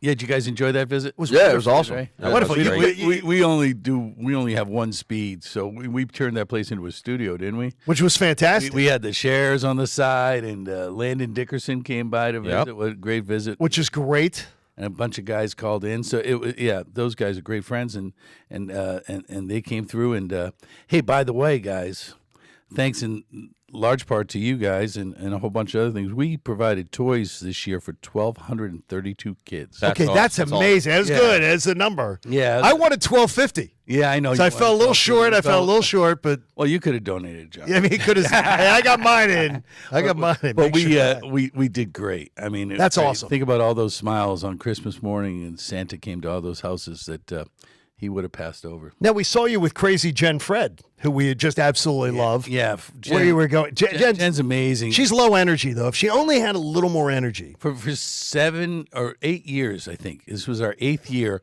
It was a random thing. She came to me and said, "Look, I got this family 8 years ago, and could you help them with some coats?" Because we had just come off the coat drive. Long story short, we ended up helping that family, doing it live on TV. And every year from there, we found families that really are in a special situation. And this year, we did 2 remarkable families. We showed up at their houses unannounced and brought them Christmas. And That's it was a really great experience for us. Everybody who participated from the Fanatic, we appreciate it. Yeah. And all your fine It was customers great. and everything. Now let's talk. Yeah, let's listen. we're trying to find one positive about the Eagles right now. Yeah, there is none. There is none. At 10-1, everyone. That's just great. At 10-1, everybody was saying, they were all over us with all the things that went wrong.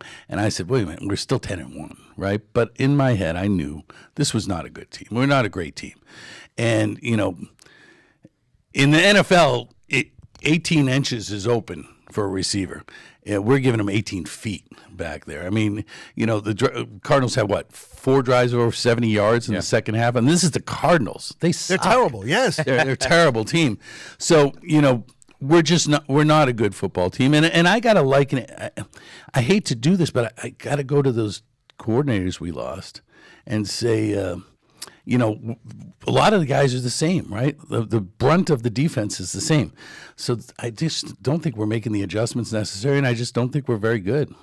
You almost wonder if they went into the season and said, okay, defense has to grow with new players and, whoever you lost from a safety to 2 linebackers and all that. But this offense should be able to outscore teams. Yeah, and we're not doing that either. And, look at A.J. Brown just made All-Pro or a Pro Bowl, and good. That's great. And Landon. Yeah, and Kelsey.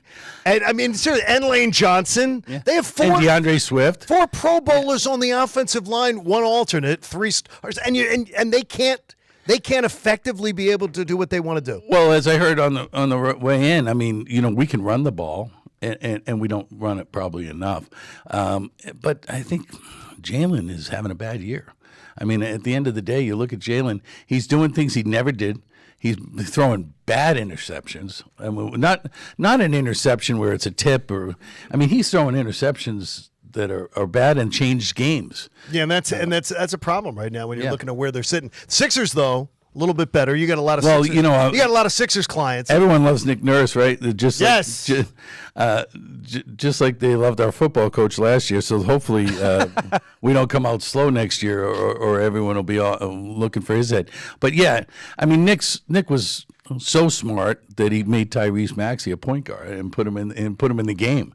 I mean, that was the problem last year. Harden was in the way, and when you see what Tyrese can do, and you give that threat against having Embiid, and you put Embiid down on the block once in a while instead of at the top of the key, you see some really good things happen. This is a really good team. The only thing that concerns me is this Boston team. I don't know how they do it, but they keep winning games.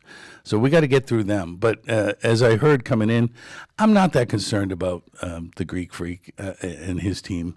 New coach. Maybe they're finding their way. I think we beat them, but the Sixers, they're a real force to be reckoned with. I mean, they do, unlike the Eagles, we go in and blow teams out, and occasionally we have one off. January, buying a car. Yeah, January. Is this sometimes the house has an advantage, sometimes the buyer has an advantage. Yeah, I'd say January. The buyer has an advantage in January for sure. All right.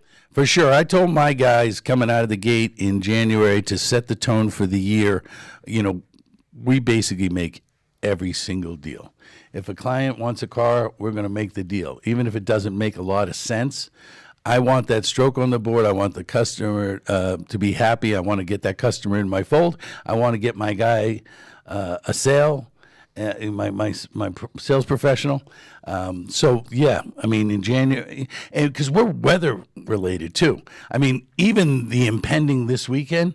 I mean everyone's stops thinking about buying cars and goes thinking about buying shovels and salt. So in other words, we got David Kelleher over a barrel. Yeah, you got.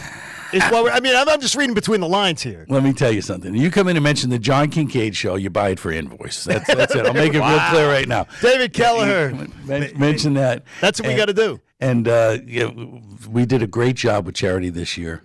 Thank you guys for your help. We thank you for being a part of the show. By the way, I got the Sixers Gala coming up. I'm going to participate with my partners at the Sixers a lot. That's a great event. If anybody wants to buy tickets to get to the Sixers Gala, and I don't even know if they're available because that's such a popular event, but it's the 17th of January, and I'm just putting a little plug in for my buddies at the Sixers and their foundation, which is a tremendous foundation. That's a great event. I'm going to be a big part of that. Now, Tom McGinnis joins us coming up at 8:30. Has Tom ever asked you to be guest color analyst? No, he hasn't, but I love Tom McGinnis. I love Tom McGinnis. He was absolutely, positively my favorite announcer, and then Kate Scott came in. And now it's a battle. I like Kate. Now it's a battle. So I'm going to say Tom still has the lead, but Kate's catching up quickly. Kate's so much more attractive than Tom. I mean, Tom's a good-looking man. No, very stately. But... Tom's voice is very attractive. I'll tell you that. His voice is very attractive. He calls a game like no other. Tommy, really, I'm a huge fan.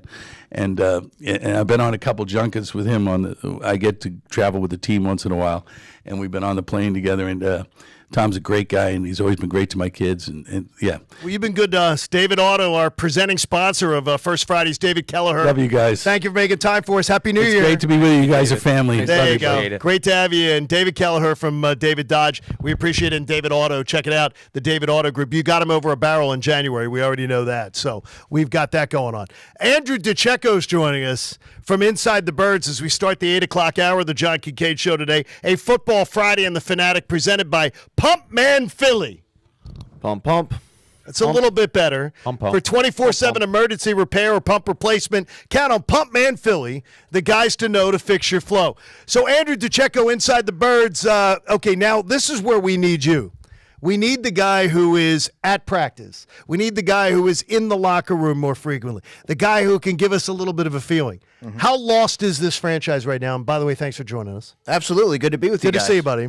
So I actually think, just being there yesterday, guys, that the vibes were noticeably different and in a good way. And I think that you're hearing a lot of, did A.J. Brown's, him talking, did that impact the team? Is that going to alter the season? Of course not. It was a press conference. But I think it really speaks to the connectivity that the team has, the inner, the united front that the locker room has, and, it quells any concerns that any may have had that maybe the team was splintering or fracturing. I don't think that was the case. So I think that right now they seem to be trending in the right direction. Now, you can say and do all the right things, but you ultimately have to play the game on the field. And they have to clean up some things because the playoffs, they don't have a lot of time to get it right. The playoffs are right around the corner. You're talking mood of a locker room, mood of a press conference. I said yesterday, yeah, okay, I don't know if that's going to stop anything on third down. You probably agree with it also. Mm-hmm. Had the mood been bad during this run? Had the locker room been noticeably different? Because I've been around teams where it's a bad locker room and you say, man, how are they winning with a bad locker room? Or I can see why they're losing with it. I wouldn't say it's been a bad locker room, but it's been very, I don't know, maybe tense or dormant. You're not seeing a lot of the excessive celebrating that you saw last season and the vibes in that regard. But, like, for example, Bob, on Christmas, after they beat the Giants, we went in there, and it was sort of awkward. It didn't seem like a team that won. It seemed like there were they should have blown that team out. They should have done a lot better than they did, and the guys were emptying out. Obviously, it was Christmas, but you didn't see a lot of, celebrating or people overly effusive in their praise for their performance or anything like that, which I guess is a good thing because you have veterans and they have a standard and the expectations. But I think that, and the Cardinals game, it was, you could hear a pin drop in there. But I think that's what you want to see. You don't want to see smiling, laughing, joking around. You want to see, a team that wants to get back on track and knows what they're capable of. And this is a team that's far better than what they put out there on the season. I think we can all agree to that. And I ultimately think that knowing that the veteran pillars that they have in that locker room, they're not going to let this season go away. I mean, you have Fletcher Cox, Jason Kelsey, Brandon Graham. They may well have played their last home game at the Link. And I don't think that that's lost on this team. And I think that they want to go out in the right way. And I think that that momentum is going to carry forward. So A.J. Brown kind of came out and said that Nick Sirianni hasn't lost the locker room. That's what I took from his I don't want to call it a press conference, but whatever it was. But has Brian Johnson and Matt Patricia lost the locker room? I don't think so. I think Pat, what you heard AJ say the other day is we're riding with Brian, we're riding with Nick, because those were the two players that many speculated that AJ had took umbrage with as far as the way that his season was going in the latter stages. But I think that doesn't get you anywhere, sort of dismissing your coordinators and trying to freelance and do your own thing and revolt. I think that they know the talent that they have. The offense is going to have to carry this team. They may have to score 35, 38 points to atone for what the defense is going to surrender on the other side. But I think that they are banding together and they're going to stick with their coaching staff. There's not going to be no one's being insubordinate or anything like that. And I really do think that he wasn't just saying that. I really do believe that is what this team believes in, and I think you're going to see a united front moving forward and probably a more cohesive offense, I would say. I look at the 49ers, Shanahan, Cowboys, McCarthy, the Lions with a Dan Campbell who's sort of like out of the 70s as a head coach. I wonder how tough the Eagles are, whether the Eagles' softer approach to practice, to preparation, is hurting them, because I'm looking at guys who, even the Buccaneers with the Todd Bowles, I'm looking at guys who have more of that old school mentality, where the Eagles are taking this new school approach, and this year at least it seems like it's failed.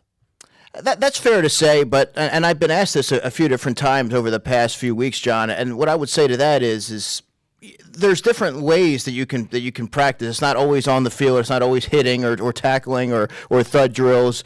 You can get the mental reps, which I think is crucial for these young players. Having spoken to a lot of these young players throughout the year, the mental aspect is something that they went into the NFL not really knowing how they're going to fare. And I think that they've really been tested mentally and they've answered the bell. But you're getting a lot of that in the classroom setting. So And look, right now you're seeing a player like DeAndre Swift who has an extensive injury history that's fresh.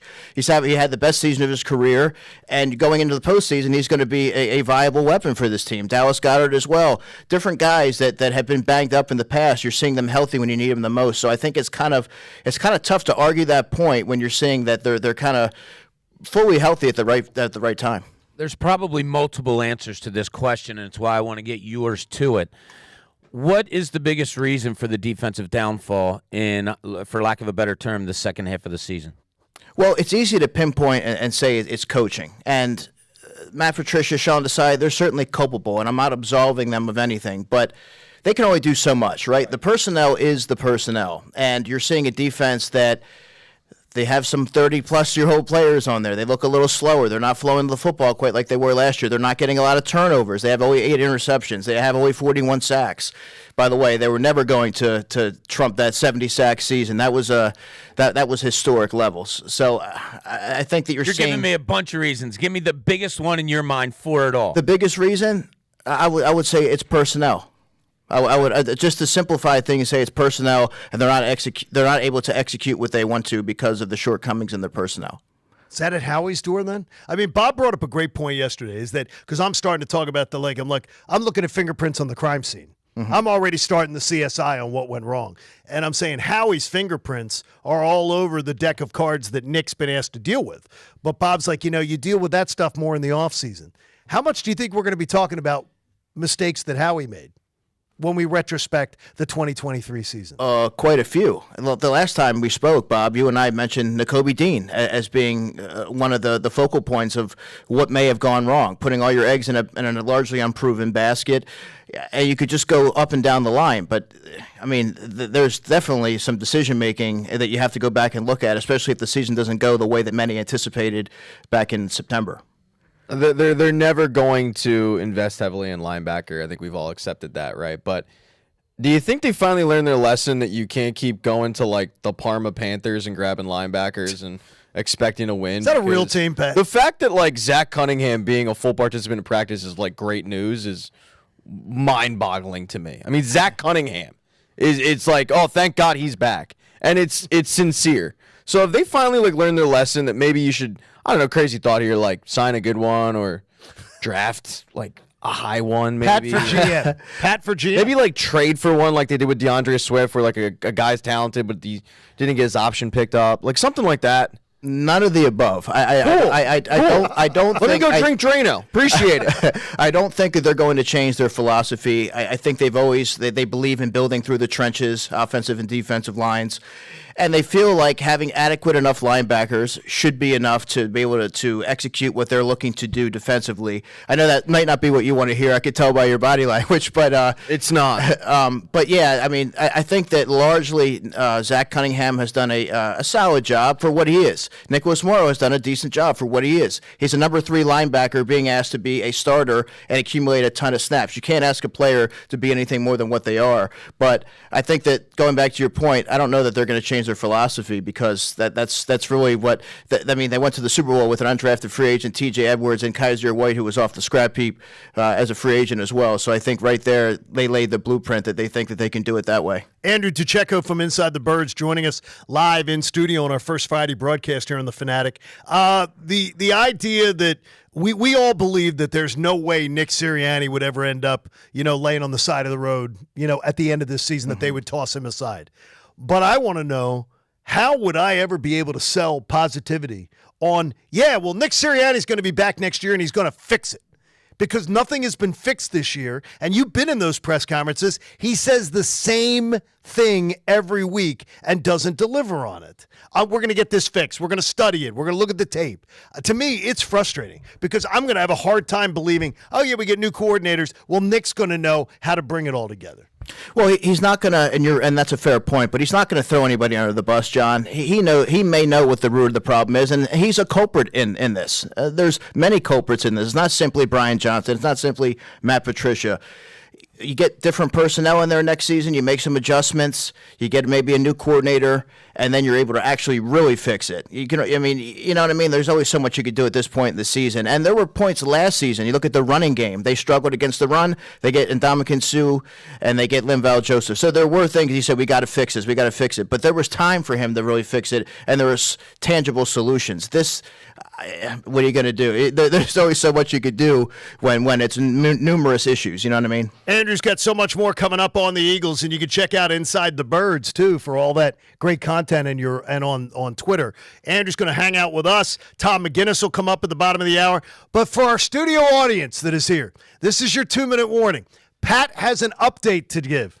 So right now, Homegrown Coffee and Creations. Dude, seriously? I mean, come on. Come on, man. South Philly's favorite coffee and breakfast spot. Even Andrew's going to go. Does anybody want to do the update for me? Andrew's been saying. You guys know the scores. You know what? Hand me the script and I'll do it. Bob will do it. I can't. Bob can't do it. It's on your phone. Wait, you know, I got it. I'll give it to Bob. Oh, of course Hey, you can. so much coming on our first Friday broadcast. That should get a cheer out of our live audience. They are here. Very quiet first Friday. No, they're not quiet now. Andrew DiCecco, stick around. We got more for you. John Kincade Show here on 97.5 The Fanatic. Oh, I got to read here. Hey, Come on, NFL Bob. regular I'm getting a season, sandwich then. It's wrapping up.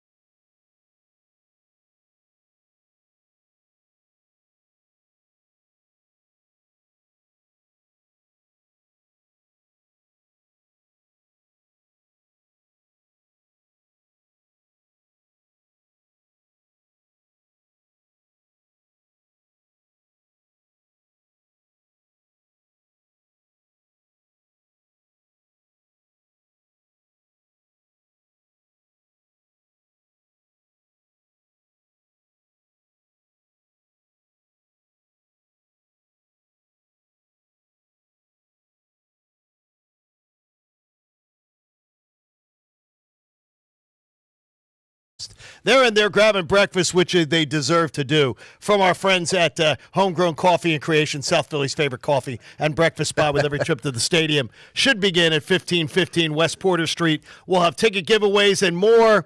We got a good review on the sandwiches there. Everybody loving the sandwiches. Nice. And Pat, Foxhole guy. Yeah. Before anybody touched the that's good. Getting full mouth is really always good. Made sure that Pat got a pork roll sandwich. Andrew DeCecco was in there. He made sure he got his. He refuses to eat till after the segment. He's going to eat when Tom McGinnis is talking. So he figures you didn't want anything come flying out of your mouth. I heard Bob. No, I'm a consummate professional. I heard Bob was. Then what are you doing on this show? Is what I would ask you. You're doing that. I love when the whole audience is chowing down. They're all like, Andrew, you're second. I hope you gave all your good stuff early. Because they're all hanging out, which is great. Tell me this. We just talked during the break a little bit. You are a believer that this team still has a ace to pull out of the deck as far as just to change maybe the perception that the plane is heading into the ocean.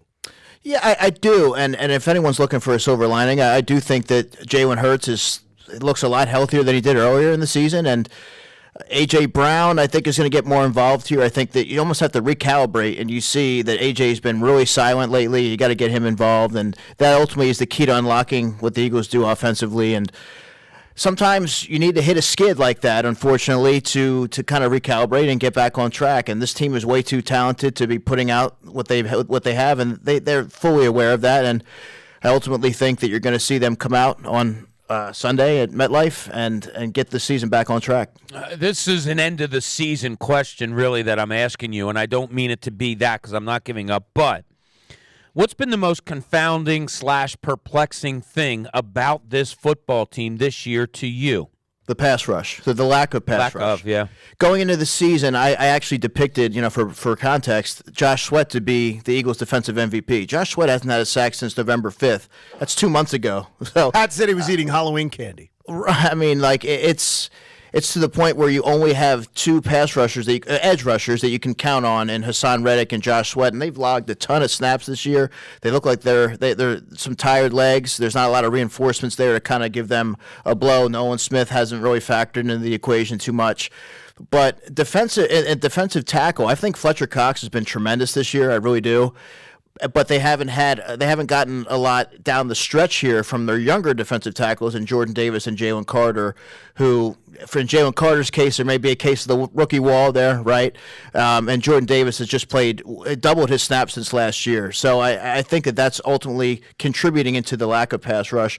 And then ultimately you're seeing the secondary, they're feeling the brunt of it because teams are being able to stand back there and pick them apart. And Jonathan Gannon used to always say, rush, cover, rush. You have to marry the pass rush and the coverage, and the Eagles have not done that this season. What was the biggest mistake they made in the offseason, in your opinion?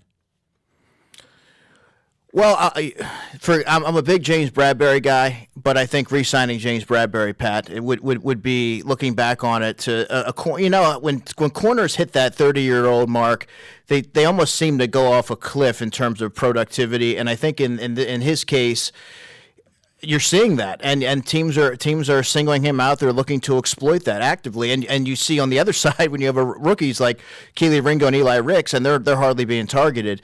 I didn't see that drastic drop off from James Bradberry, but I think if the Eagles had to go back and do it over again, they would have made a more concerted effort to maybe retain someone like a T.J. Edwards or even a C.J. Gardner-Johnson, which they did try to keep, by the way. Well, then when you look at that too, is that the Eagles' MO was always to get rid of a guy before they got old. And it was one of the things last summer. I'm like, why are you going with the oldest corner tandem in the NFL? Like, why do you think that that's a good strategy when that's never been your philosophy? I think that they went with a little bit of, we were this close to winning a Super Bowl, we got to roll it back. I'm always anti-roll it back. I think you lost for a reason. Change things up a little bit. Just change it up, make it a thing. I think they almost had too much roll it back. Well, I think there could be some of that, John, but I also think that they almost had to pivot when they weren't able to get C.J. Gardner-Johnson and they weren't able to retain T.J. Edwards and Marcus Epps leaves. You don't want to lose everybody, and I think in that case they did what they had to do to make sure that James Bradberry stayed in, just to keep the structure somewhat intact. You don't want to have a completely wholesale changes there. Andrew, I go into every game no matter if you're thinking it's going to be a blowout, and it is, or a tight game, and saying, I have to get something out of that game. I have to get something from my team out of that game, whether it's a positive that I can grow on or whatever it may be. Have you gotten anything out of this Eagles team over the last few weeks? Over the last few weeks, I have not. That win on Christmas was pretty hollow. To be honest, you're not able to really glean much out of that. But I think earlier in the season, you saw this team who steamrolled through the NFL last season, Bob, as you know, and they were able to find different ways to win when their backs were against the wall. And now you're seeing them have to respond to adversity, which is what I always was curious to see how this team would respond to adversity. And now you're seeing them, I think now, initially it was a little rough, to put it mildly, but I think now you're starting to see them put the pieces back together. At least it seems that way on the surface. You mentioned T.J. Edwards, C.J. Gardner-Johnson, two guys that they probably would have liked to have back. Why is it that they don't, and Howie Roseman specifically, they don't look to lock up like a T.J. Edwards? Like, he looks to lock up other positions constantly, and he's praised for it, right? Jordan Mailata, Josh Sweat, Avonte Maddox. Let's get those guys, contracts now and lock them in long term. But when they finally get a linebacker who can, play football at a high level, it's like, hey, thanks for your time. Yeah, and that's interesting. But I think they more so view it, Pat, as he was a homegrown talent, but he was an undrafted free agent. Right? They found him. And I think if you're Howie Roseman, you feel like you can find another one or you can develop another one. But now we have not seen that this year. They had to go and grab free agents, and Nicholas Morrow and Zach Cunningham. But to answer your question, I think that they don't prioritize the position, and two, I think they think that they could find a later round pick and develop them like they did with TJ. So you don't think they tried at all to lock up TJ Edwards? I think T.J. Edwards wanted to be in Chicago. That's where he's from, and I think that he already almost had his decision made already. But I don't think that they would have really made much of a concerted effort to retain him, just given their history. When we look at this team moving forward, how critical is it towards next year, in your opinion, that they do turn things around a bit and go in with at least some fight as they head to the offseason? Because do you believe this could have a hangover effect? If this thing goes into the toilet, is there going to be a hangover effect that ends up affecting this team in 2024? Next 2024 season. Yeah, I don't think so, because I do view this team looking drastically different next season in terms of, a lot of younger talent. You're going to lose a lot of your core veterans. And I don't know. I think that you kind of wipe. What's that? Core veterans right now. Gut instinct, who's gone? If I had to guess right now. Yeah, just to guess. Jason Kelsey, Fletcher, Brandon Graham. That's a lot right there. It's going to be tough to keep all those guys, and you also don't know what they may be deciding, as far as retirement and in terms of Jason Kelsey. So there's the possibility that they might not be here, and those are your veteran mainstays. So I think you might see a lot of young players. You sort of wipe the slate clean and start over because, it's all new to them. So I don't know that there will be a carryover. So there's specifics to this and generalizations to this. What's your coaching staff next year? As far as a head coach, offensive coordinator, and defensive coordinator? Yeah. Sirianni, I think Brian Johnson's back, and your defensive coordinator, to me, I think would be different. No, regardless of what happens with Matt Patricia, I just don't view him as the long-term solution. You think Johnson's back? I do. Pat almost spit up his sandwich. I can't understand it. I think the Eagles really like Brian Johnson, and I do feel like they're going to want to give him. Listen, the optics would be really bad, guys. Getting rid of two coordinators that you just brought in, and also the perspective of for prospective coaches, who's really going to want to look at Philadelphia as a destination spot if you cut the cord with two of your coordinators that you just brought in. You said optics. I hate it when businesses do things based on optics. I think it's a failed business strategy in any business you're in. When you're worried about, the optics, if we decide to rip off the Band-Aid, bad optics. I'm against optics. I want results. It scares me to think about doing stuff by optics. Yeah, I just think that they're gonna want to give Brian Johnson another year. This is also Nick Sirianni's offense. His fingerprints are on everything that the Eagles do offensively. So you have to go back to the drawing board and figure out what you're going to do and add and have different pieces in place. I think your offense has to run through more than just three players, and you have to completely almost revamp your infrastructure there.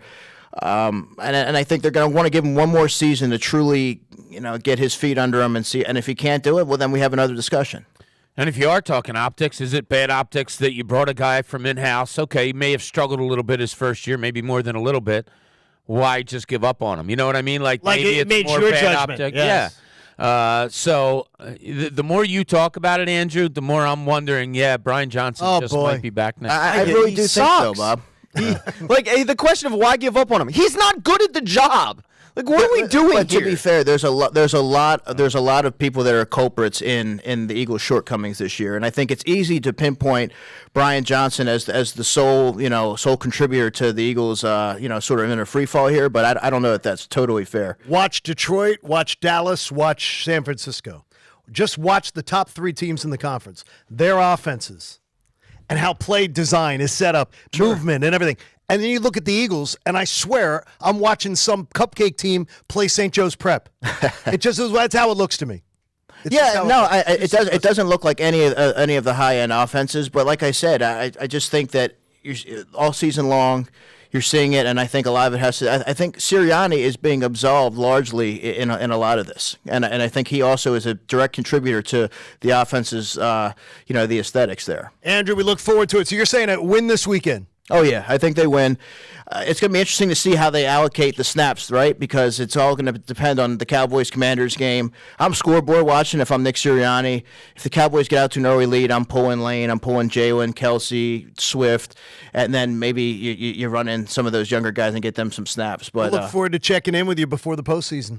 I'm looking forward to it as well. Good job, Andrew DeCecco from Inside the Birds. Thank you for joining us. Good job, buddy. Enjoy your breakfast sandwich that you would not eat beforehand, which is great. I mean, that was just professional. It's the only reason we came in. Well, he said he would eat when Tom McGinnis was talking, and we have Tom McGinnis going to be coming up here to join us. You hear his voice here on the 76ers. You heard David Kelleher flat out say it's like his favorite voice. I mean, that's high praise. When a guy, it's high praise when you get it. It's Tom, come on up and join us. Tom's talking to Andrew. This is great. He's greeting the people. It's great. He's up there. He's marketing. Bob, I mean, he's marking his territory. That's high. That is high praise from David Kelleher. Like the voice. Tom's voice, though. I mean, he's got a classic voice. Tom and I have never talked about this, but it's funny. I was at the Daily News in 2001 during that magical run.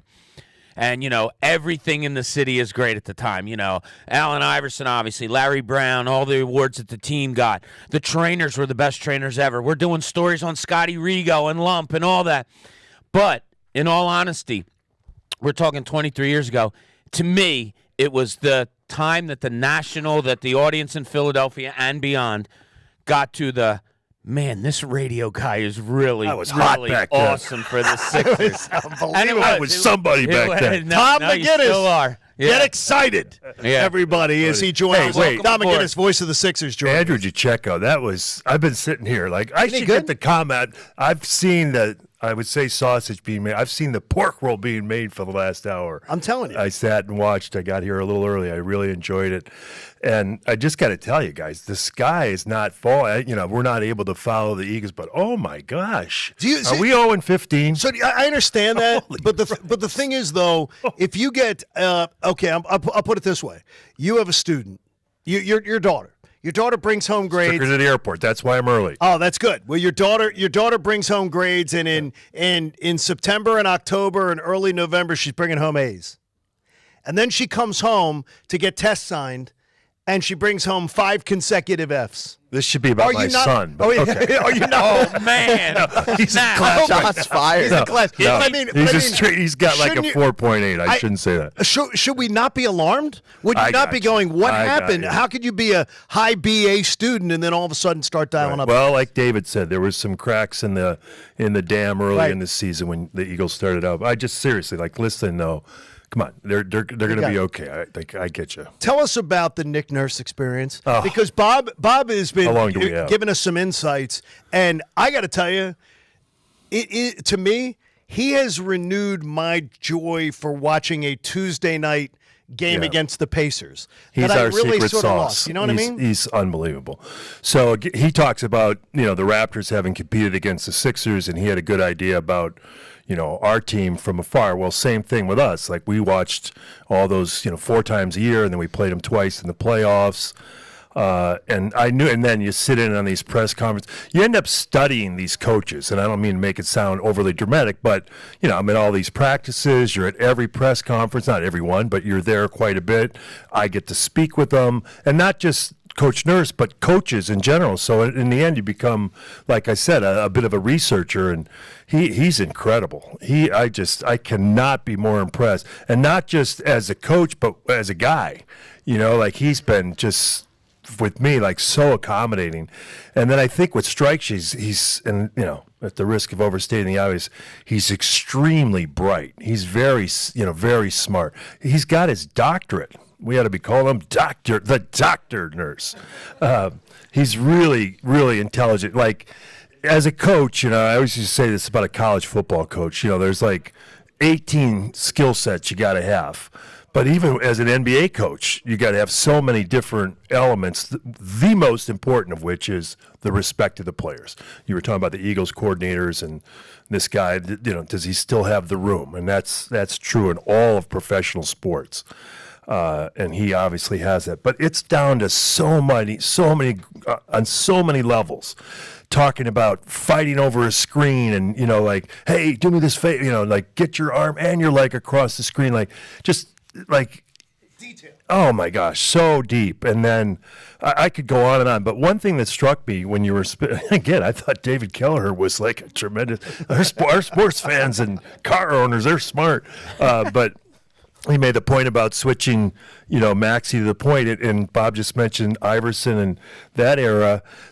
That whole season was predicated about when Larry Brown got to Philadelphia and moving Allen Iverson to the 2, and now he became a 6-foot shooting guard. You could almost say the same thing about Maxey had this runway of being all of a sudden becoming a point guard, and look how it's transformed him and really helped this given Sixers team. So just on this point, Nurse has been phenomenal. Their game plans and their planning with the staff he's accrued and the talent has just been absolutely amazing. I cannot be more impressed with that. Tom, I've said on these airwaves that as good as Joel Embiid was last year winning the MVP, I think he's far better this year for this team right now. The way he's playing, the way it's all, maybe it's Nick Nurse. What do you see that Nick Nurse has implemented that has given me that opinion of Joel Embiid? Well, I think to simplify, because you like to get to the point, not give the defense the same look. It's not always from the nail. And it's the pick and rolls with Maxey where it might be in the middle, it might be on the side, it might be multiple times on one play, where, because you're only looking for a little edge. All of a sudden, they don't show out on Maxey and boom, he's to the lane, or they drop back and Maxey's stepping back and making a 3. That's all predicated on the two-man game with Embiid. But specifically about Joel, I think he's hungry. I mean, you just listen to his comments and watch his play. You're results-oriented. Absolutely. John. And so Embiid, let's be honest, and this is blunt, but he hasn't won anything, right? And so in order to get to where you want to go, you got to, it's not just October, December. It's, we have a thing in our place, April, May, and June, right? And there's a big emphasis on that. That's a Nurse thing. He's not just coaching to prep for tonight against New York. It's, it to your point, it might be a little bit in the back of the mind, a little bit of Boston, Sure. That whole preparation is an ongoing thing. We practice, we work. We just went on this trip. We had 3 practices and played 1 game before we ever took the floor against Orlando, and they're comprehensive. But to Joel, he's making it look so easy. It's unbelievable. Some of these 15-point quarters, 18-point quarters, and just dropping it in at the basket. Again, I saw Wilt late in his career with the Lakers, obviously not at the apex of his career and his athleticism.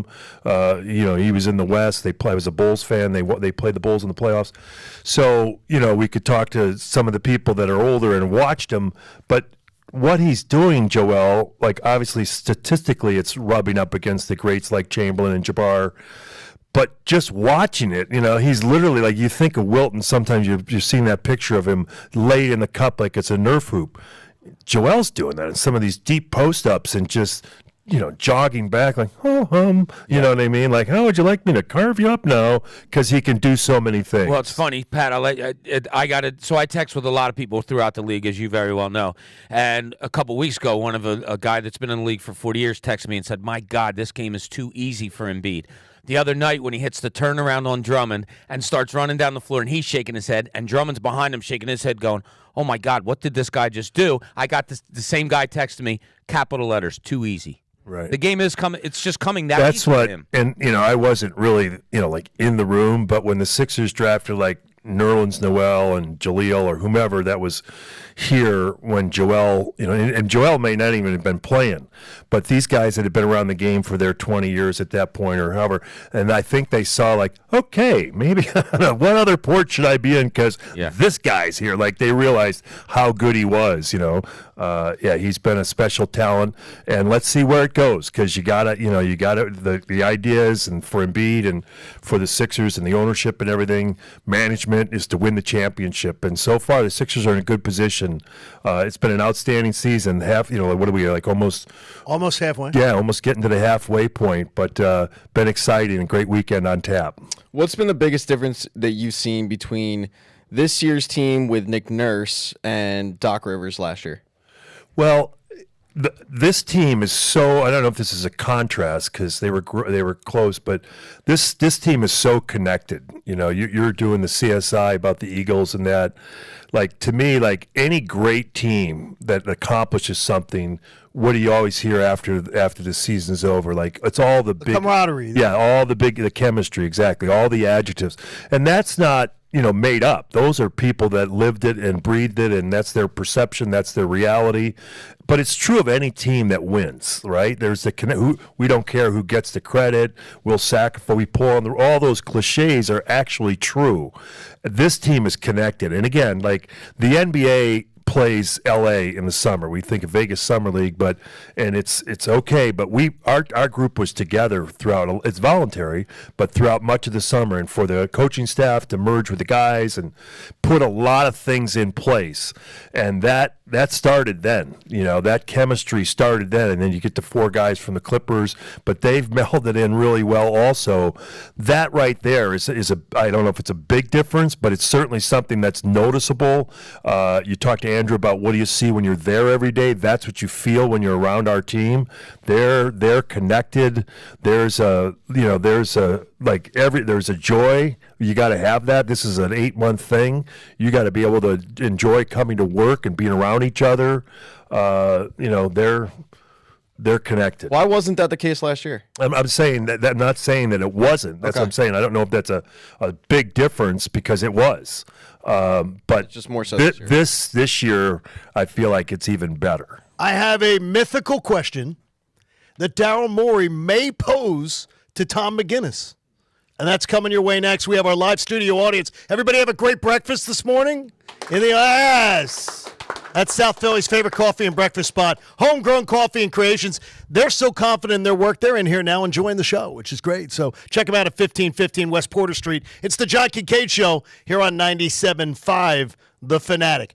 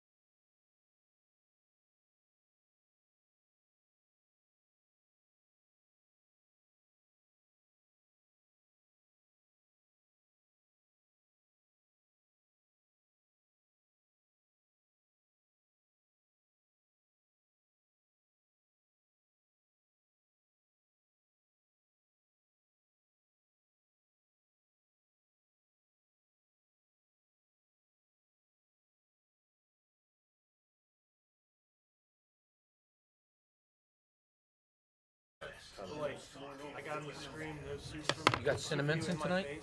Oh, I did I saw them play during the holidays. I did like the 2 steps and then put the money and then did the slide. Really? Did you come back? And I was like 11, 12 years old. And he's got fractures, terrified.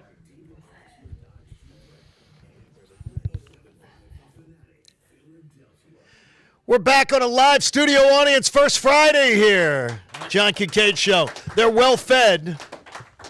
Thanks to our beautiful folks from Homegrown Coffee and Creations. Pat, again, I would just want to hear from you that I am a foxhole guy. You are a foxhole guy. I do appreciate I mean, that. are you a foxhole guy if you keep calling out that you're a foxhole guy? Yeah, you can be a foxhole guy. Absolutely. Really? Yeah. No, I thought Bob, the you foxhole guy just did it, and you kind of laid in the weeds, and then No. people say, "Oh," but you come out and you go, "I'm a foxhole guy. Look at me." Well, that takes away from the foxhole. No, here's the problem. I'm going to jump in here. Here's the problem. Because you're the guy who's screaming at everybody, "Hey, here's the pork roll. I found the pork roll." And he's being a foxhole guy. He's getting me that pork roll sandwich. He knows that's what I want, but I have to do an update. So now you're deflecting is what you're doing. Bob, you're deflecting from the fact deflecting from the fact that you're not a foxhole guy, you're a rat. And Bob, you can be an egotistical foxhole guy. All right, there you So go. you can do that. Look at it. I'll Tom, put both labels on I appreciate you getting my first breakfast sandwich. there you go, buddy. You're first? I'm on number 2. On number 2, Tom McGinnis joins us from the Philadelphia 76ers, who have the Knicks tonight and the Jazz tomorrow.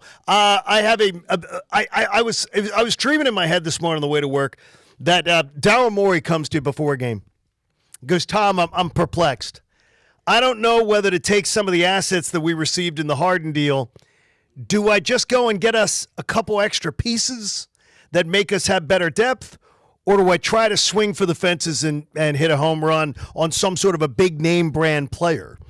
I'm looking for your input, Tom. Can you give me a little bit of guidance? So in this mythical situation, In what world does that ever? I mean, are you but in a kidding mythical me? situation, what would you Let's say? not get excited. What would That's you not say to happening. Daryl Morey? What would you say to him? In I this would say- mythical situation, I would say those two things initially. I don't frankly know. I'm going to go with the company line, and that is they're going to always look to better the team, and that's true of of any situation at any time really. And it's great to have the assets that came back in that Clippers deal. And I would say this that like throughout his time, Daryl Morey has been very aggressive, both obviously here in Houston and, shall we say, leave no stone unturned. But we're close. Like, is this a perfect team? No, I'm sure we could use this or that. Like, you mentioned Boston. You can never have enough, like, wing defenders. And that's been true for a long time, right? Because the NBA is so talented at so many different spots. But those players, even going back to when LeBron was in the East, and now it's Tatum and Brown and obviously you mentioned Giannis and Dame, and so like all the great players, like and oh, by the way, if that guy could make a 3 and create spacing for Joel, that'd be a great fit for the Sixers. But I'm not exactly sure what will transpire. But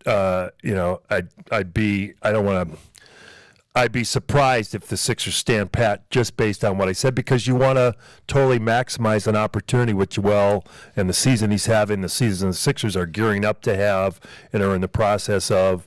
You want to take the best opportunity to win right now. I'm going to take away Joel Embiid, take away Tyrese Maxey. Don't do that. In your mind, Tom, what player is the biggest key for this team to have the success that we all want to see moving forward? Well, I mean, you've seen how well Tobias has played, but, and again, this is a little bit of a dodge, but it's kind of like... Nobody's listening, Tom. Yeah, Don't worry. One of the best parts about our team is how deep we are and how many different parts. Like, I'm a huge fan of DeAnthony Melton for what he does defensively. I realize he's a little streaky on the offense, but he might bang in 3 threes in a huge segment of a pivotal playoff game and put you over the top. And hopefully Kelly gets back into stride. We've seen flashes for sure. Batum is a tremendous connector. You need everybody. You know what I mean? Tobias, if you really had to pin me down, you'd say Tobias, because he's had a great run over the last 10 days or so and is more than capable of keeping that up. Even he started this season averaging 20 points per game, and that's kind of maybe a reflection too on Coach Nurse and how he's using him. I thought in the last year or two he was, and I'm not the only one that thinks this, but like maybe stationed in the corner, just parked over there waiting for a catch and shoot scenario, where now he's a little bit more involved and being aggressive. And one thing Coach Nurse brought in, from the very beginning was like he breaks down the game and the elements of how to do things better. Like simply, it's almost like a football analogy of field position, and this relates to Tobias, and that is push, like get down the court, eat up court, like space. And when you think of it that way, and it may not be all the way to the rim, but at least you're forcing the defense to get back and it creates some things. And then if not that, then here comes Joel, and that's something that I think is benefit Tobias. We all see where Tobias is better when he makes quick decisions, drive, pass, or shoot. So I don't have a definitive answer of this person. I know if we don't have Joe and Tyrese, we're going to struggle to score a little bit, right? I mean, these guys are averaging over 50 points per game, but it's kind of like that's why I say the Sixers as a group defensively been terrific. You get Batum, like I said, who's been a connector. Paul Reed and all of these different guys have proven that at times they can step in and contribute, and that's why you have such a roster with so many guys that are capable. I love the way you put it, and we talked to Nick Nurse the other night about his decision-making and Tobias Harris. And for those out there, he's talking about catching the ball and knowing what you want to do right away. Shoot, pass, dribble, penetrate, but do it right away. It goes back to when you and I were together when I was covering the team, how Brett Brown used to talk to Joel Embiid. 0.5 seconds. To me, I always thought, But I do agree that it works really well with Tobias Harris. When he's making decisions right away, I think that's why you get this kind of play you're getting now. 0.5, that's literally like half a second. And it's exactly the Warriors, exactly half a second. The Warriors still play like that. To me, that's a little too fast. Do you know what I mean? Because but it's putting it in the mind. I got it. Yeah. Like just because the Spurs have done that, that's kind of almost become the way of the NBA.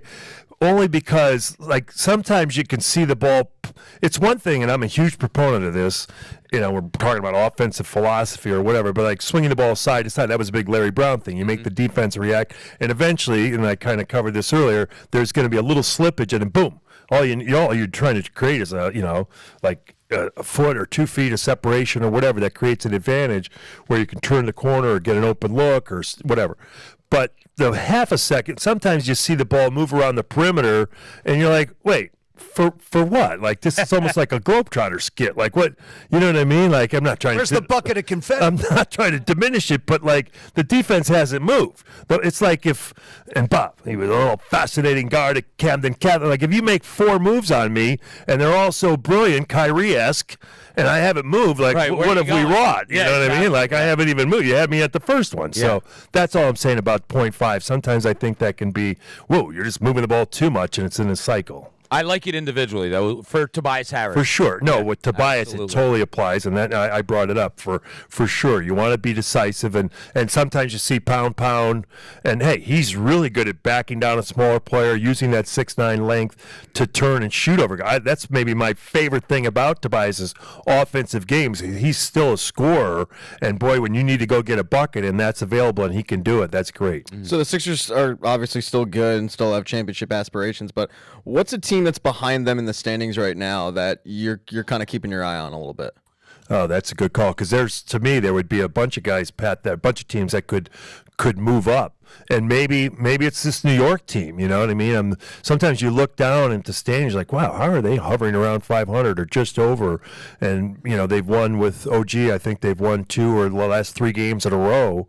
And we'll see. I love what Coach said. We were in Chicago, and obviously he coached almost every player in that deal except for Emmanuel Quickly. Speaking of Coach Nurse, and he jokingly said, I hope it makes both teams worse, in terms of both the Knicks and Toronto with that recent deal. So that would be one team. I think Atlanta, I'm surprised they've struggled. They're terrible. Like how they have, and we have them next week. But so I don't know. But like if teams get healthy, like if Chicago, I'm not saying they worry me, but obviously they've been missing 2 of their best players, and Levine and Lonzo Ball's been out for the entire year. Any team that gels at the right time and gets healthy would be difficult. Brooklyn's all of a sudden in a tailspin. Like, who knew that? You thought they would be a team that would be sort of in the mix. So there's a bunch of different teams, and like on any given Sunday, as they say, right? So it's one of those deals you kind of more have to focus on yourself, and the Sixers have done a great job doing that. And you were saying it with your chest. You think the Eagles are Going to bounce back, give us something to be positive about the rest of the way. I think it was a little too much gloom, and we were trying to beat this is our world, and that is we were flying back from Chicago worried about beating the Eagles' traffic, leaving Atlantic Aviation. And then when I heard it was 28 all, I'm like, I think we're going to be okay. But yeah, we were paying quite of attention to that on the way. But yeah, I don't know specifically, but there's just, like you say, there's too much talent. Maybe a little bit of a tailspin right now. But hey, the thing about the football, and you know this from the championship run by the Eagles, and then last year's, to get the number 1 seed and to be on a bye week and then 2 home games and you're in the Super Bowl. That's crazy. So to not have that, and you can still do it going on the road, but to not have that makes it, to win 2 games and go to the big game, that's quite a formula, and that's something that's too bad that it went away over the last few weeks. I hope you're busy past Memorial Day. I hope you have to it'd be no great. plans. We're due, like right? That. You're due. We're due. We love listening on the Fanatic, and everybody listens to Sixers basketball. Tom McGinnis, the voice of Thank the 76ers. You guys. Appreciate Thank you it. so much for making time for us today. Be well. He's got back-to-back games too. Yeah, we got to get his Gets voice. paid overtime. I didn't realize that. He worked that deal? Yeah. Really, Pat, you didn't figure that out yet? I stole his paycheck one time when we were on the road. I can imagine. He gets paid in overtime. I get paid in sandwiches. You get paid in the sandwiches. I think I'm making better off though. I heard though that you have to work a shift at Homegrown Coffee and Creations next week to cover your sandwiches. Yeah, I'll be a barista. Don't ask for the floral thing in your coffee with the foam. I don't know how to do that. So you're just saying give him the drink. Yeah, I'm just giving you your drink. Probably saying your name wrong. But I'm out there. I'm slinging some cups. Do you give fake names whenever they ask for a name? Absolutely. Do you do that too? Absolutely. Yeah, that's always good. You don't, Bob. You don't. You don't. God, no. Get your call. Bob's like, no my shot. name is Bob. I didn't know what a barista was until a couple minutes ago. Hey, 9 o'clock hour is brought to you by the Bagster. It's a dumpster in a bag. You can get yours today at Home Depot and Lowe's. For details, go to Bagster.com. Something that Tom McGinnis was talking about brings me back to an Eagles topic. We talked about how the soft approach to learning, to practicing from Nick Sirianni. And then we talk about another Nick, his evil twin, Nick Nurse. And hearing Tom talk about they had 3 practices on a road trip before they played a game. They had an intense summer in Los Angeles, putting on stuff and everything. Honestly, I'm looking at a Sixers team that has a completely different approach to working off the court than the Eagles do. Yeah, it's funny, and so I get the updates. I get emails every day of what the Sixers practice schedule is, what time, when the players are ready to talk, all of that. And so in the morning when it comes up, or the night before, and I'll look and I'll go, oh, wow, they're practicing tomorrow. And then, oh, my God, they're practicing again tomorrow. Nick Nurse has that effect on me looking at it through the years of me covering the team. You kind of know when to expect days off. You can't expect days off with him. No. And look, right now it's cool because it's working and all that. Will it come to a point where you think oh man, I hope he's not overworking him? I don't think that's going to happen. But I like the guys getting in a muscle memory thing of, yeah, I'm going to be on the court again, and that's fine. On the court, on the ice, on the field. Your body gets used to being there every day if you do it. And I kind of like Nick Nurse's approach. That would be my approach. I prefer that work ethic, Pat. Seeing that Nick Nurse is in the lab. Yeah. They're in the lab. Pat's a workaholic. Or an aholic candy. I mean, look, aholic. I took 17 days off, but who's counting? Seriously. But now I'm back on the grind. I had to check your mailbox to see if it was still there. I was shocked my key card still worked when I showed up for the first day. That's what the HR director says every single Monday. This is Stacy. Just do a little fist pump. All right. Hey, I know this is that the Philadelphia Flyers they've gone from being the cute story to the feel-good story to almost at the halfway point of the season, and I get scolded every day for checking the standings. Todd Fedor joins us here from the Flyers, their color analyst here on 97.5 The Fanatic. I get scolded every day for checking the standings. They say, what are you doing? This year's about a rebuild. This year's about, it's more about the future. But to me, I'm getting sucked in by this team, and more importantly, the defensive style of play. I'm getting sucked in that why shouldn't I check the standings? Yeah. Why shouldn't I dream about the playoffs? Get excited. It's something. Look, we're overachieving. We know this. We are in a rebuild, but get excited because there's an element of hockey that is back in Philadelphia, and it's a 4-letter word called work. and Philly likes that. That's what's attractive about our game right now. It's a ragtag group of fellas. Some guys beaten up, coming back, Couturier, Atkinson, and a right mix of youth and a group of guys that care. That's why you're checking. You want to see them do good because they're that type of team. So check the standings. Don't jump on that wagon though, because right now we're going through it right now. Sure. This part of the season, it's a tough part of the season, and that's what you're kind of starting to see now. But how they handle this time is going to need the fan base. They're going to need all the support in the city that they can get. Now, obviously, John Tortorella doesn't like stretches like this where you're, losing or winning 1 out of 6 games, whatever. But I said this the other day, and I want to see if you agree with me. From talking to him early in the season, I think he'll extract as much out of this time, like you said, how do the players react, how are they handling it, as he will a winning streak with a young team that you're trying to find out the identity of. I think in some of the things, he's got a coach right now, and he's coaching. He took Cam Atkinson's 34 years old, coming off a 1.5 year injury. He pulls him out of the lineup without question. Frost too. These guys are key guys in the locker room. So he's coaching right now. He knows how hard this time of the season in. He's really in tune to the group and how well they're playing. And yeah, he's coaching right now. So he's got some things to do, some decisions to make that I'm glad I'm not in the position to be making. But how the team reacts, you're spot on. This guy's got his finger on the pulse of that team, and he wants to, create a level of grit in their game through some of these approaches with coaching. There are some non-negotiables in the game that Tortorella will stay true to. I think the rebuild he'll stay true to. And we've never been here as an organization, so what does that look like? So you can't lose the fundamentals that got you to where you are now. And I think that they've got some of those things, which is the locker room. Those guys care about each other. They care about each other. And that's coaching. That's addition by subtraction. It's the guys that are kind of starting to lead up now. Konechny, Couturier is starting to be a little bit louder in there. So, yeah, Torts has got his handful. I know he's in his second year, but who do you think's benefited the most from John Tortorella being the coach? What player? I think the franchise. Honestly, I think... Just the mindset he brings? Yes, because something needed to happen. You've heard him say some things. We got balls. You've heard him say those things. And that was our slogan, and he stole it. That was never our slogan, John. That was never our slogan. But he's been kind of adamant about playing a certain way. Non-negotiables, you got to work every night in Philly. And I think right now, for his approach and what he's good at as a coach, he's coached 1,500 games in this league. He's won a Stanley Cup. He's got the reputation and experience to implement traditions, implement a way to play, implement an identity. He's done that over the course of his career. So he's the perfect guy for what we have to do, because we've never rebuilt. As an organization, we weren't even allowed to use that word, when Mr. Snyder was alive.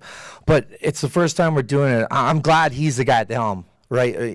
Because he's, I think, helped the organization really refocus on who we are. And we're the big bad boys. We're the bullies. That's what we are.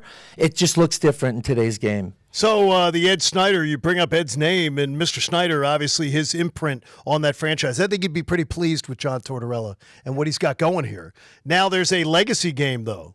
So yeah. Is it Todd Fedor's back in the ice?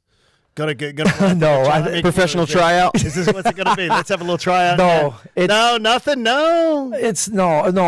There's Torts is always looking to tweak the roster. No. This is not.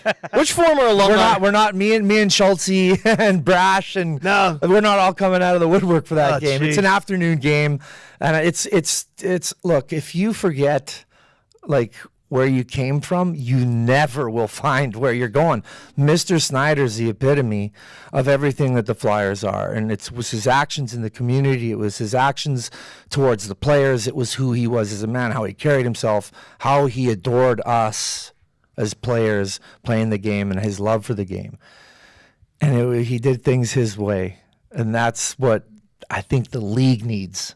And that's Mr. Snyder, and we have to remember that on an annual basis every year. We've got to remember where we came from, who we are, because it's so important. It's so important for what he did for hockey, what he did for Philadelphia, to not mark that. And it's on his birthday, right? So January 6th is Mr. Snyder's birthday. We're having a game. Why weren't we doing this? So, and I think that it's a nod to leadership change. Dan Hilferty, he's a local guy. He grew up in Philadelphia. He's a good guy. He's trying to emulate what Mr. Snyder carried. It's tough role, but as a player, he's pulling it off. Now, people can still go down and see this tomorrow, right? Yeah, you get the opportunity to do that. Yeah, come down January 6th. There you go. It's right around. Which former alumni member are you probably most likely to fight? Oh man, they're all bums, man. Yeah. They're all they all get me mad. Yeah, it's like coming with your uncles, your uncles and your cousins and your brothers, and they're all getting together again. But who knows? If they got Thornton and some of those bums playing on the Bruins, it might get a little dumb. Because it's a 50-year anniversary of Bruins Flyers. Yeah. So they're bringing back the Bruins alum too. So yeah. I mean, and you don't like them. No, you hate them. You Still. see, that's what happens. Still today, you have fun. But then, I think me and Marshy almost got in a fight on the last alumni game because you can't take the hockey out of us. We go out there, we play, that competition comes in. You don't want anybody to die, have a heart attack. But it's fun. And we do that January 26th. We actually got that alumni game. Good, so, January 26th. Yeah, and that's all going to charity. That's, we've got to do those things too. It's Joe Watson's going to come on the ice. Nice. He's the Flyer. He says he's retiring. Yeah, I hope so. After this game. I hope so, because I don't want to be. Joe Watson was old when I was in kindergarten. I mean, it's amazing. 14, and look brother. what he does. He continues to do. Wait, so He was number 20. you're telling me you can punch a former let's say, I'm throwing a name, Mike Milbury. You can beat the crap out of him, and while you're doing it, you're saying it's for the kids. Don't stir the pot prior to the game. It's all for charity. It's for the kids. It's for kids. You're beating people up. It's hockey. Now, okay. How many fights arranged? Oh, now in today's game? Because I've seen on the ice, I've seen players negotiate a fight next shift. Well, that's what they have to do, which is unfortunate. But I think the guys that are in the game, like Delorier is one of those guys. He's actually pretty calculated. And you have to be, otherwise you're going to get 2-10, you're going to put your team down. And the thing is, fighting has a dramatic effect on the team's responses. It does. It still does. It always has. And if it's done in the right way at the right time, it works. Delorier knows how to do that, and there's other guys that still know how to do that, have found a way to still contribute in that area. But yeah, some of them have to be staged. Like if a couple fighters in this league who play that way, because that's secondary. They're hockey players first, but it's an element you love to have. It's an element that will always be in Philadelphia. It's an element that'll always be in hockey. Why? Because these guys it's a nature of the game. Right? So these guys care about what they're doing. They care about each other. When something goes astray, you want that guy coming in there and say, don't be doing that. And these guys, they police themselves better than anybody will.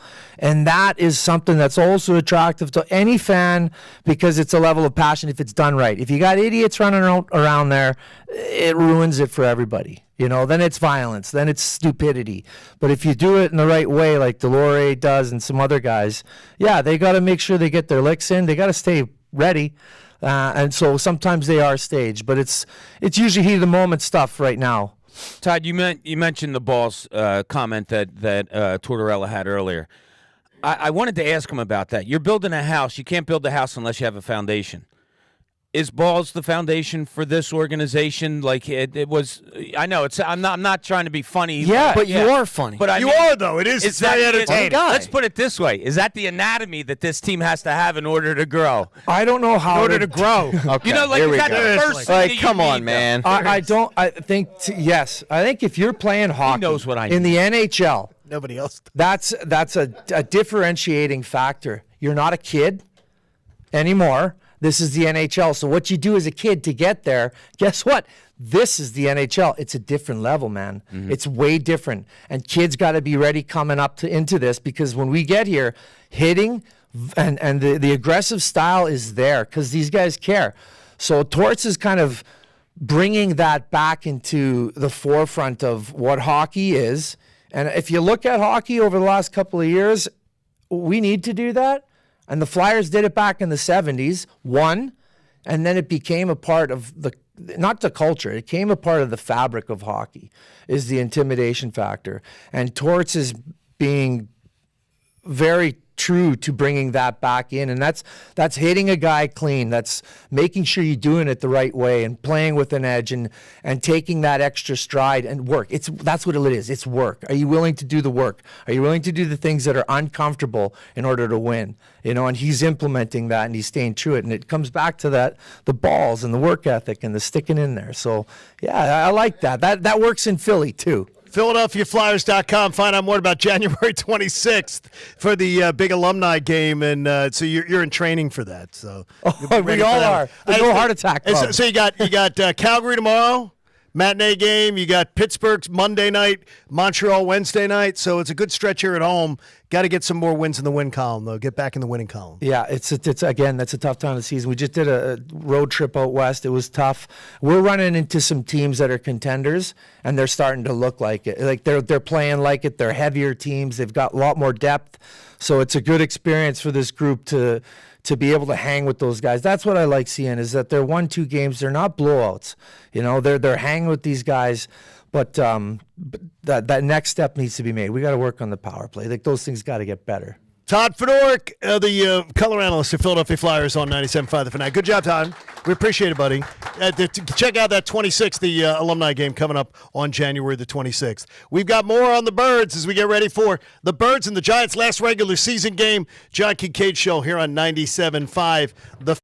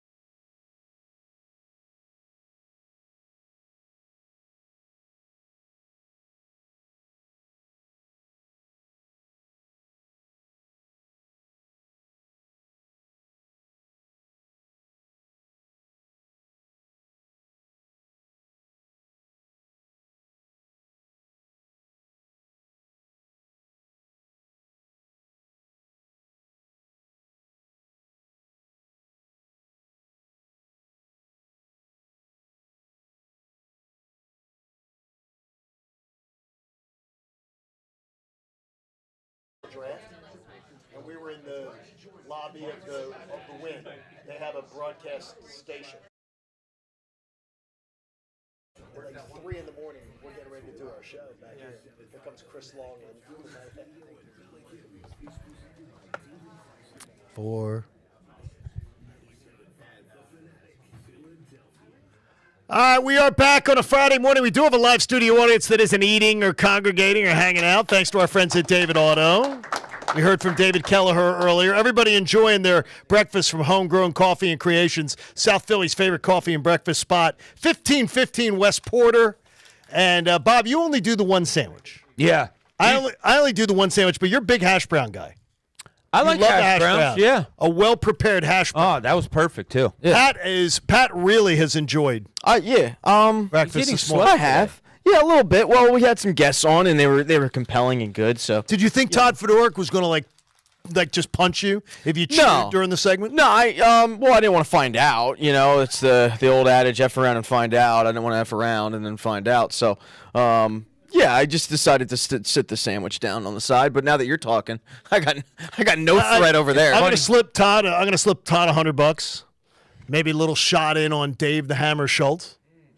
Because we have a long-running feud from his days as the coach at Malvern Prep and me at Downingtown. We had a few skirmishes that ended up with the Haverford police having to clear Dave Schultz, the Hammer, from the ice. You guys are looking at the bad boy Adelco. So I'm hoping Todd Fedor will take up the fight for me.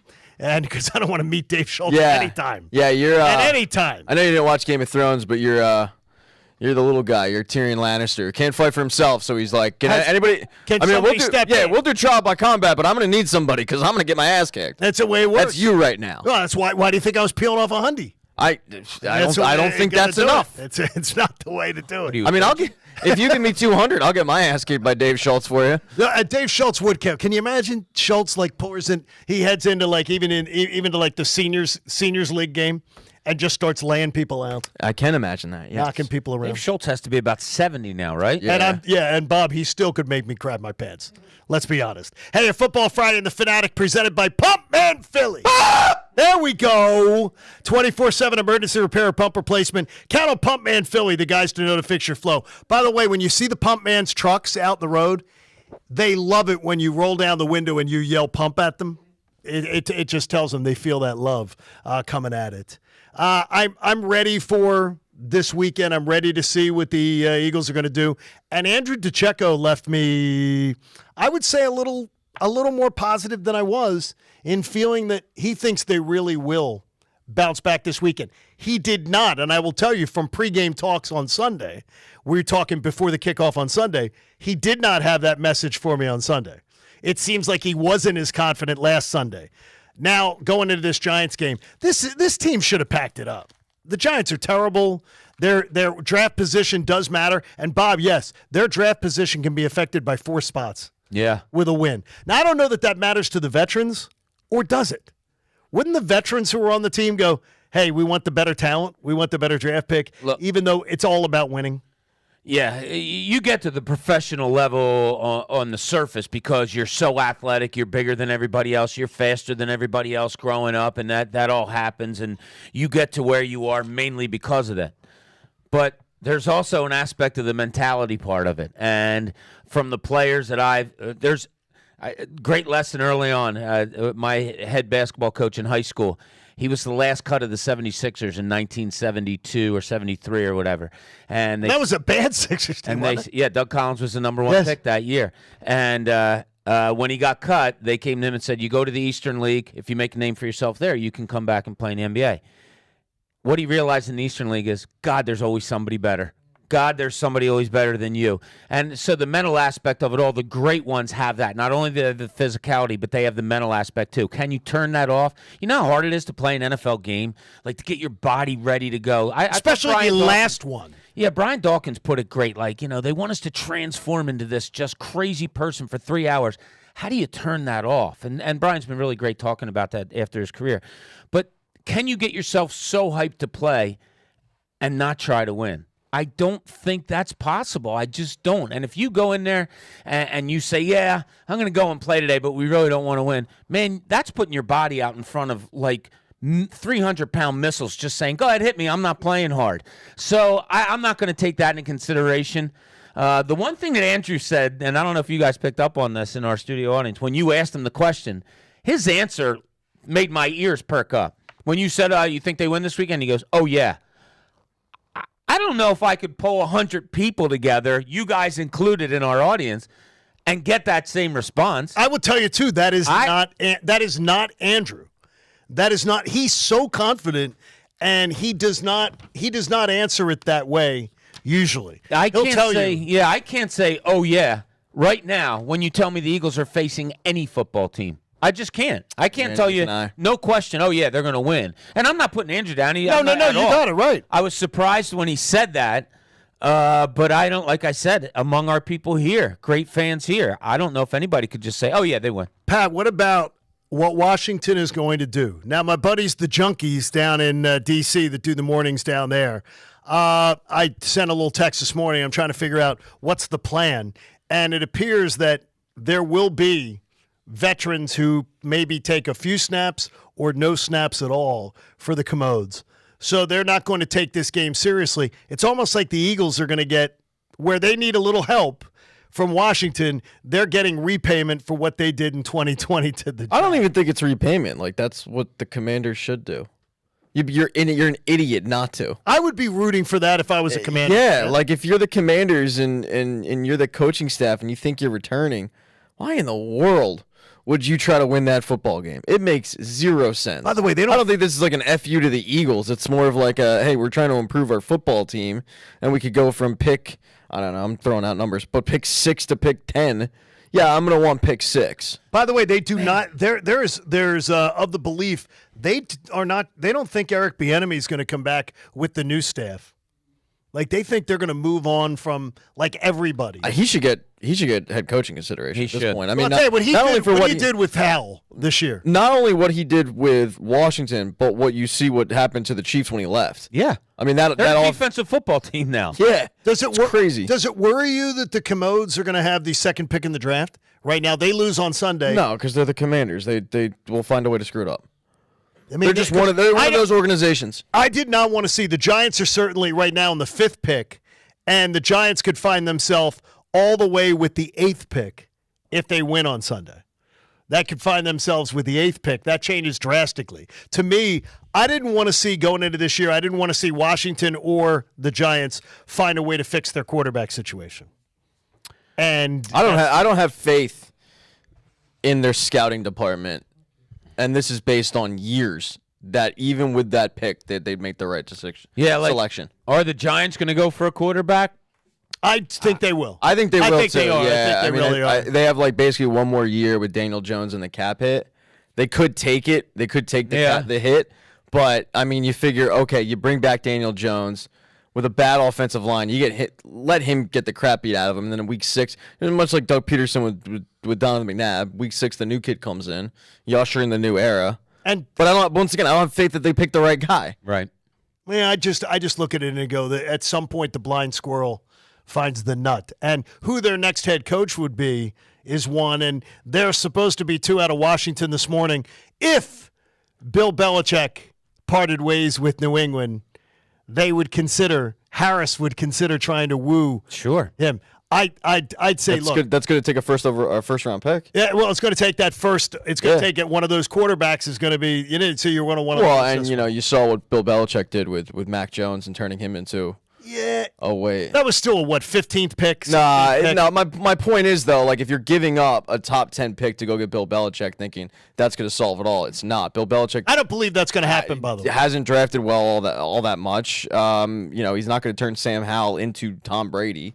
So yeah, actually, if I'm an Eagles fan, I hope to God they go out and trade for Bill Belichick. I don't believe for a second that Bill Belichick is going to be traded.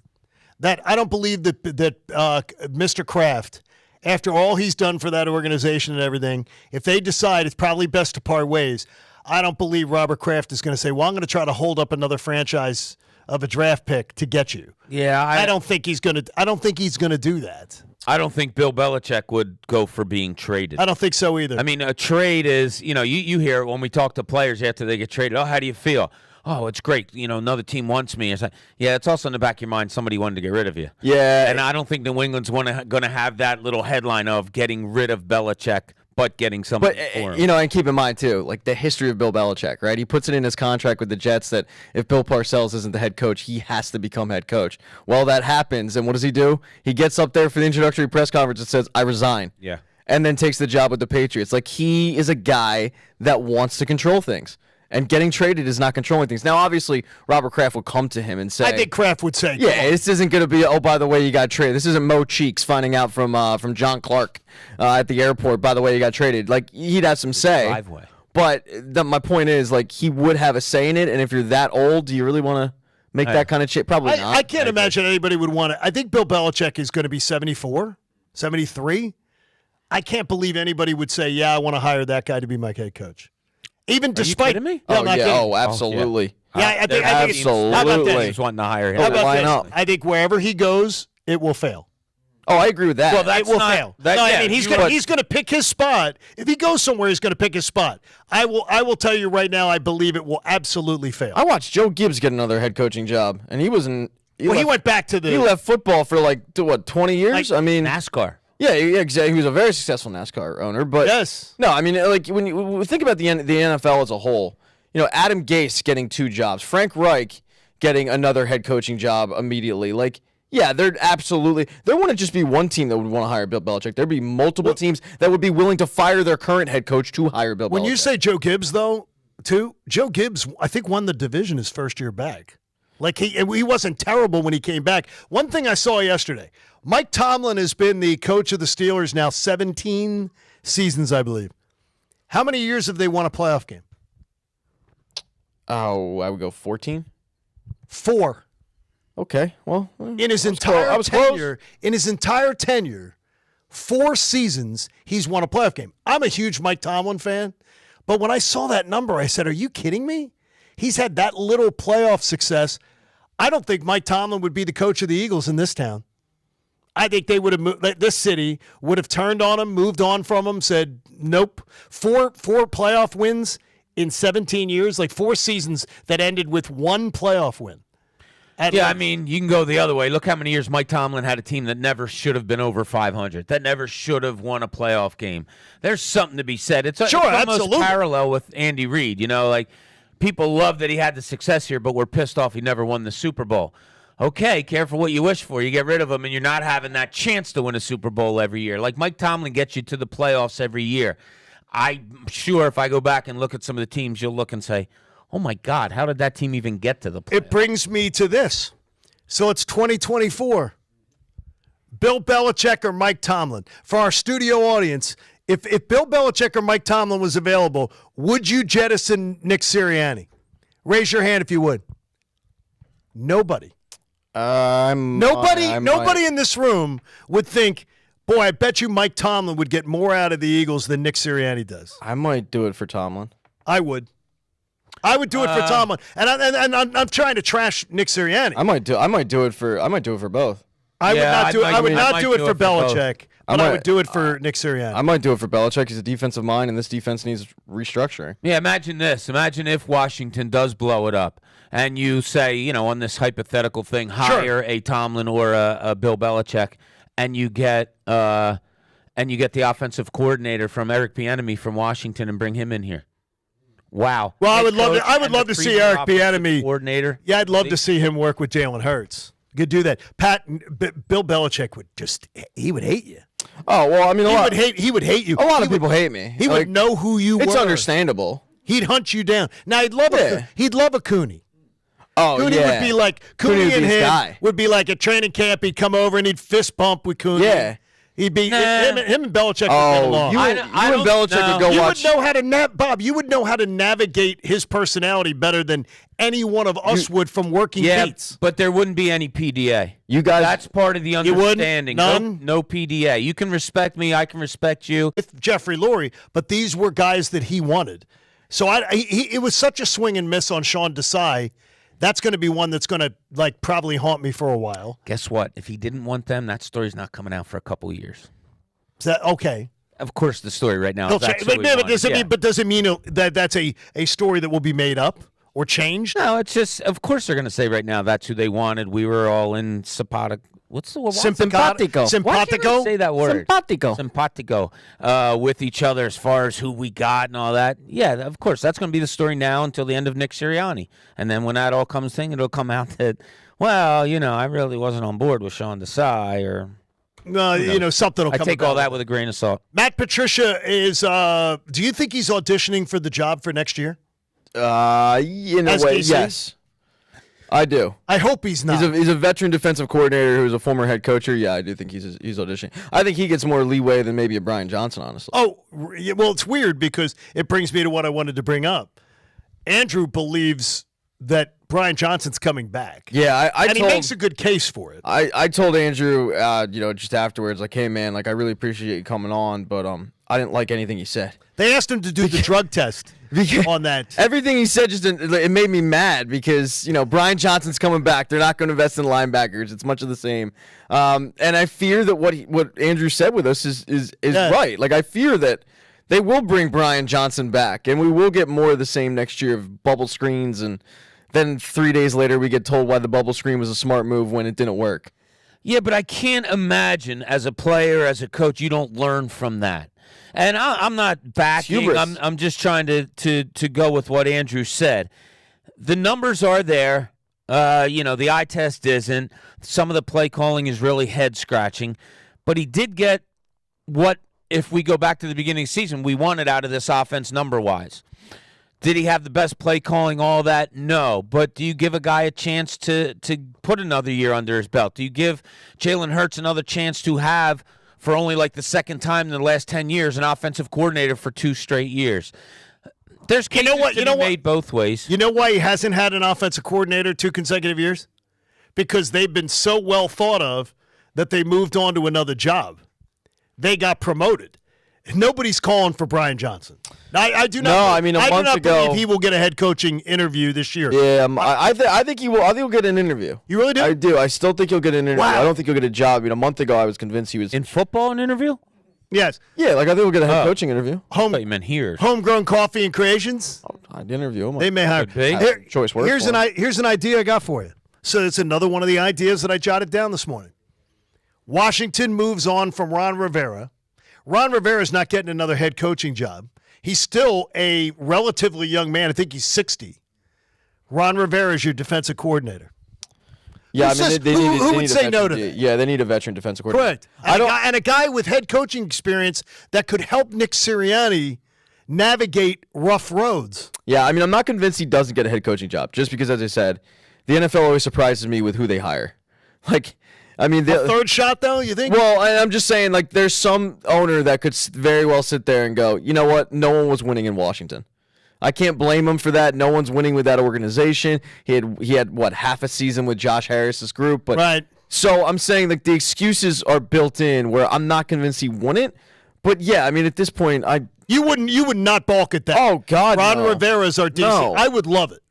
Because I want one of the coordinators next year. So if Brian Johnson's staying, then I need a veteran defensive coordinator, somebody with head coaching experience even better, that can come in here and can help Nick Sirianni when the building's on fire, can show him where how to pull the alarm, how to grab the hose, and maybe how to grab the little red thing behind the door. Yeah, and Ron Rivera was a very big players coach too. And yes, when you were breaking down who you want as a DC, and you said, I want a guy with head coaching experience and a defensive mind. Like you're describing Matt Patricia, and then you said who knows how to put out the fire. And Matt Patricia in Detroit did not know how to put out the fire. And not a player's head coach. And maybe he's learned from that. And he said he kind of has.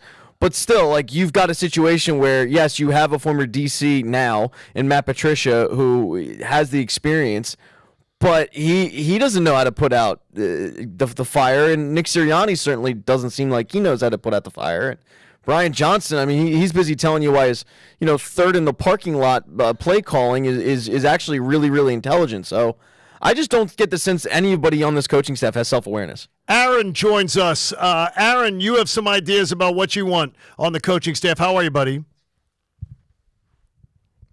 Do we have to call it up? Maybe we don't have Aaron. Maybe we didn't have We Aaron. don't have Aaron. Maybe you have the ability to punch it up there, Bobby. I do. I don't have much We ability. say- But How about Brendan? Could you punch that up We for say us, Aaron? please? Oh, he's been up. And, He's not there. He's up and he's stuck. He's not Aaron, there. He's can you hear stuck. us? He's up and he's stuck. He wants Frank Reich back. I'd take Frank Reich. I would seriously. If anybody would say they'd rather have Brian Johnson than Frank Reich, I don't know what they're like. Honestly, I'm going to question your football IQ, especially with the devotion that Nick Sirianni has for Frank Reich. I mean, it's almost a little weird, his fascination with I have to defend the honor of Frank Reich with the Colts. yeah, that doesn't sway me in any way wanting him back, that he's got a man crush on him. No, but I'm saying is Frank Reich was a better offense coordinator than Brian Yeah, Johnson by a mile. Just in play design. If Brian Johnson were to leave, get fired, get another job somewhere, whatever, I'd be shocked if it's not Frank Reich. I want it to be Frank Reich over Brian Johnson. Yeah. If he's available and he wants to work, then it's the perfect situation for him. There's no doubt in my mind that Nick Sirianni called Frank Reich up to see if he wanted to do what Vic Fangio did last year, be an analyst, consultant, whatever, and get him in the building. Yeah, absolutely. Frank Reich probably was like, "No, dude, I'll go to Cancun." Yeah, He needed a break. I wouldn't have jumped in the middle of a season going to another team after you were fired as a head coach. I totally 11 understand games him. in. Yeah, I totally understand him not going somewhere else. But it's so with the last game of the season, and again, I'm going to bring back to where we started the show today. I'm so perplexed that we're here. If anyone had said to me at 10-1, here's the scenario of your first Friday show in January before the Giant game. You're going to be playing, and it's not going to matter because you're going to be the 5 seed, and Dallas has already won. I would have never believed any of what went down. And that's bad on me because I didn't see I saw the foundation cracks when they were 10-1, but I still believed they're going to lose some games. But I thought they'd end 13-4, and I thought they'd be the division winner. And the only thing I wasn't willing to guarantee was that they were going to be the top seed because of San Francisco. But everything else, I'm totally floored. And I feel weird about it because, to me, I feel like I completely either misjudged or missed the boat on this team. Well, let's look back. I'll end this on a positive note for everybody out this. there. And I said this to somebody earlier off the air. When was the last time you felt this bad this late in the season? 2020? I'll go 2017 because we had an injury happen to your starting quarterback after you had an unbelievable season. That's correct. I got on the air the next morning with another co-host who cried, had tears coming out of his eyes. Anthony was crying that Carson Wentz got hurt, saying, the season's over. I can't believe it. Think of that. You remember the doldrums that we had I don't want to after remember. Carson Wentz got hurt? And what happened? Why are we bringing up my trauma? And what happened? But that team, Bob, had won the that- Super Bowl. but that team- You're ruining the positive, the positive I outlook. buried that trauma, and you're bringing it back up. No, I'm saying if this But team the had two, euphoria after that was something you'll never forget. You make bumper stickers about. You make money I off sold of one. I magnets. sold one. It's a magnet, and I sold one yesterday. you did? Yeah. You're still selling them? I sell probably 1 or 2 a month on eBay. They had one at Market Street Grill in Westchester, right above the register. I appreciate their business. I said it's somebody, another satisfied customer, somebody Johnny. bought it. What can I say? Somebody bought the 4133 magnet. Absolutely. So you got an extra $7.50 on $5 too for shipping. But the thing is though, when you've got if somebody said to me they played like crap down the stretch, John, they get a bye week and they have 2 home games to get to the Super Bowl, I'd feel different. Sure. The road trip is just not to me to convince me they could do Tampa, Dallas, San Francisco, or Tampa, San Francisco, Dallas. I can't do it. And Ray Dunn brought up a terrible thing yesterday in the fact that the Eagles could end up being the team that Dallas would host in the divisional round. And if they beat the Eagles, they go to the NFC title game for the first time since 1996. That would piss me off worse. That would be like the ultimate crap sandwich. Why are we ending the show? No, I'm just saying it's I just tried Pat. to be positive. What but are we these guys doing? bring it right Well, you know back what down though? to the hell. Anything right now with this team that's positive though is contrived. No, I know. We just It's we don't- wishing, we hoping. don't have to bring that up. I can't Like, help come it. on. I hope that Sunday they go out and just light them up. And by the way, Devontae Yeah. Smith, Do not play Devontae Smith on that turf with a high ankle sprain, even though he wants to play and he's back there and he's trying to get in the work. Don't play him. I mean, please don't do that. I'm 100% with you. No, because you're not winning a playoff game without him. And I really believe that. Yeah, you're not winning anything with anybody right now. No, I believe you're winning a playoff game if you got Brown and Smith. I'm glad you believe that because they couldn't beat the Arizona Cardinals. I got you. And I do believe the kid. So much for positivity. Now you're actually, if you guys are going to go down there, you drag me with you. Bobby Buzzkill, you guys, you're lumping me into this. Now, Bob's getting, I mean, that's hostility there. You. Uh-oh. Doesn't look like it's good. I liked you up until now. What's the score Sunday, Pat? I'll go Eagles 28, Giants 24. Oh, jeez. Bob? 12-12 tie. You're a jackass. Bob goes for the laugh at the end of the show, but it might be true. It really will. I will go Eagles. I'm going to go Eagles. How about this one for you? 31-10. A 3-touchdown victory. Because I think the Giants have packed it in, and I think Saquon has packed it in. From your mic to God's radio. Let's hope it happens, and we appreciate everybody who's been here. We thank our live studio audience. You guys were awesome. I want to clap for you on our Fanatic First Friday. Thanks, David Kelleher and David Otto, for being our fine sponsor. Support life-saving cancer research, would you please? Join us and our generous partner, Pump Man Philly, and make a donation to the American Association for Cancer Research. You can do it today at 975thefanatic.com/AACR because cancer research saves lives. Great job, Haley. Great job to Brendan. Hopefully you guys have a great weekend, too. We will be back Monday morning at 6. I know Andrew Salchunas will take you through your morning and bring you into the early afternoon. And then the best show ever.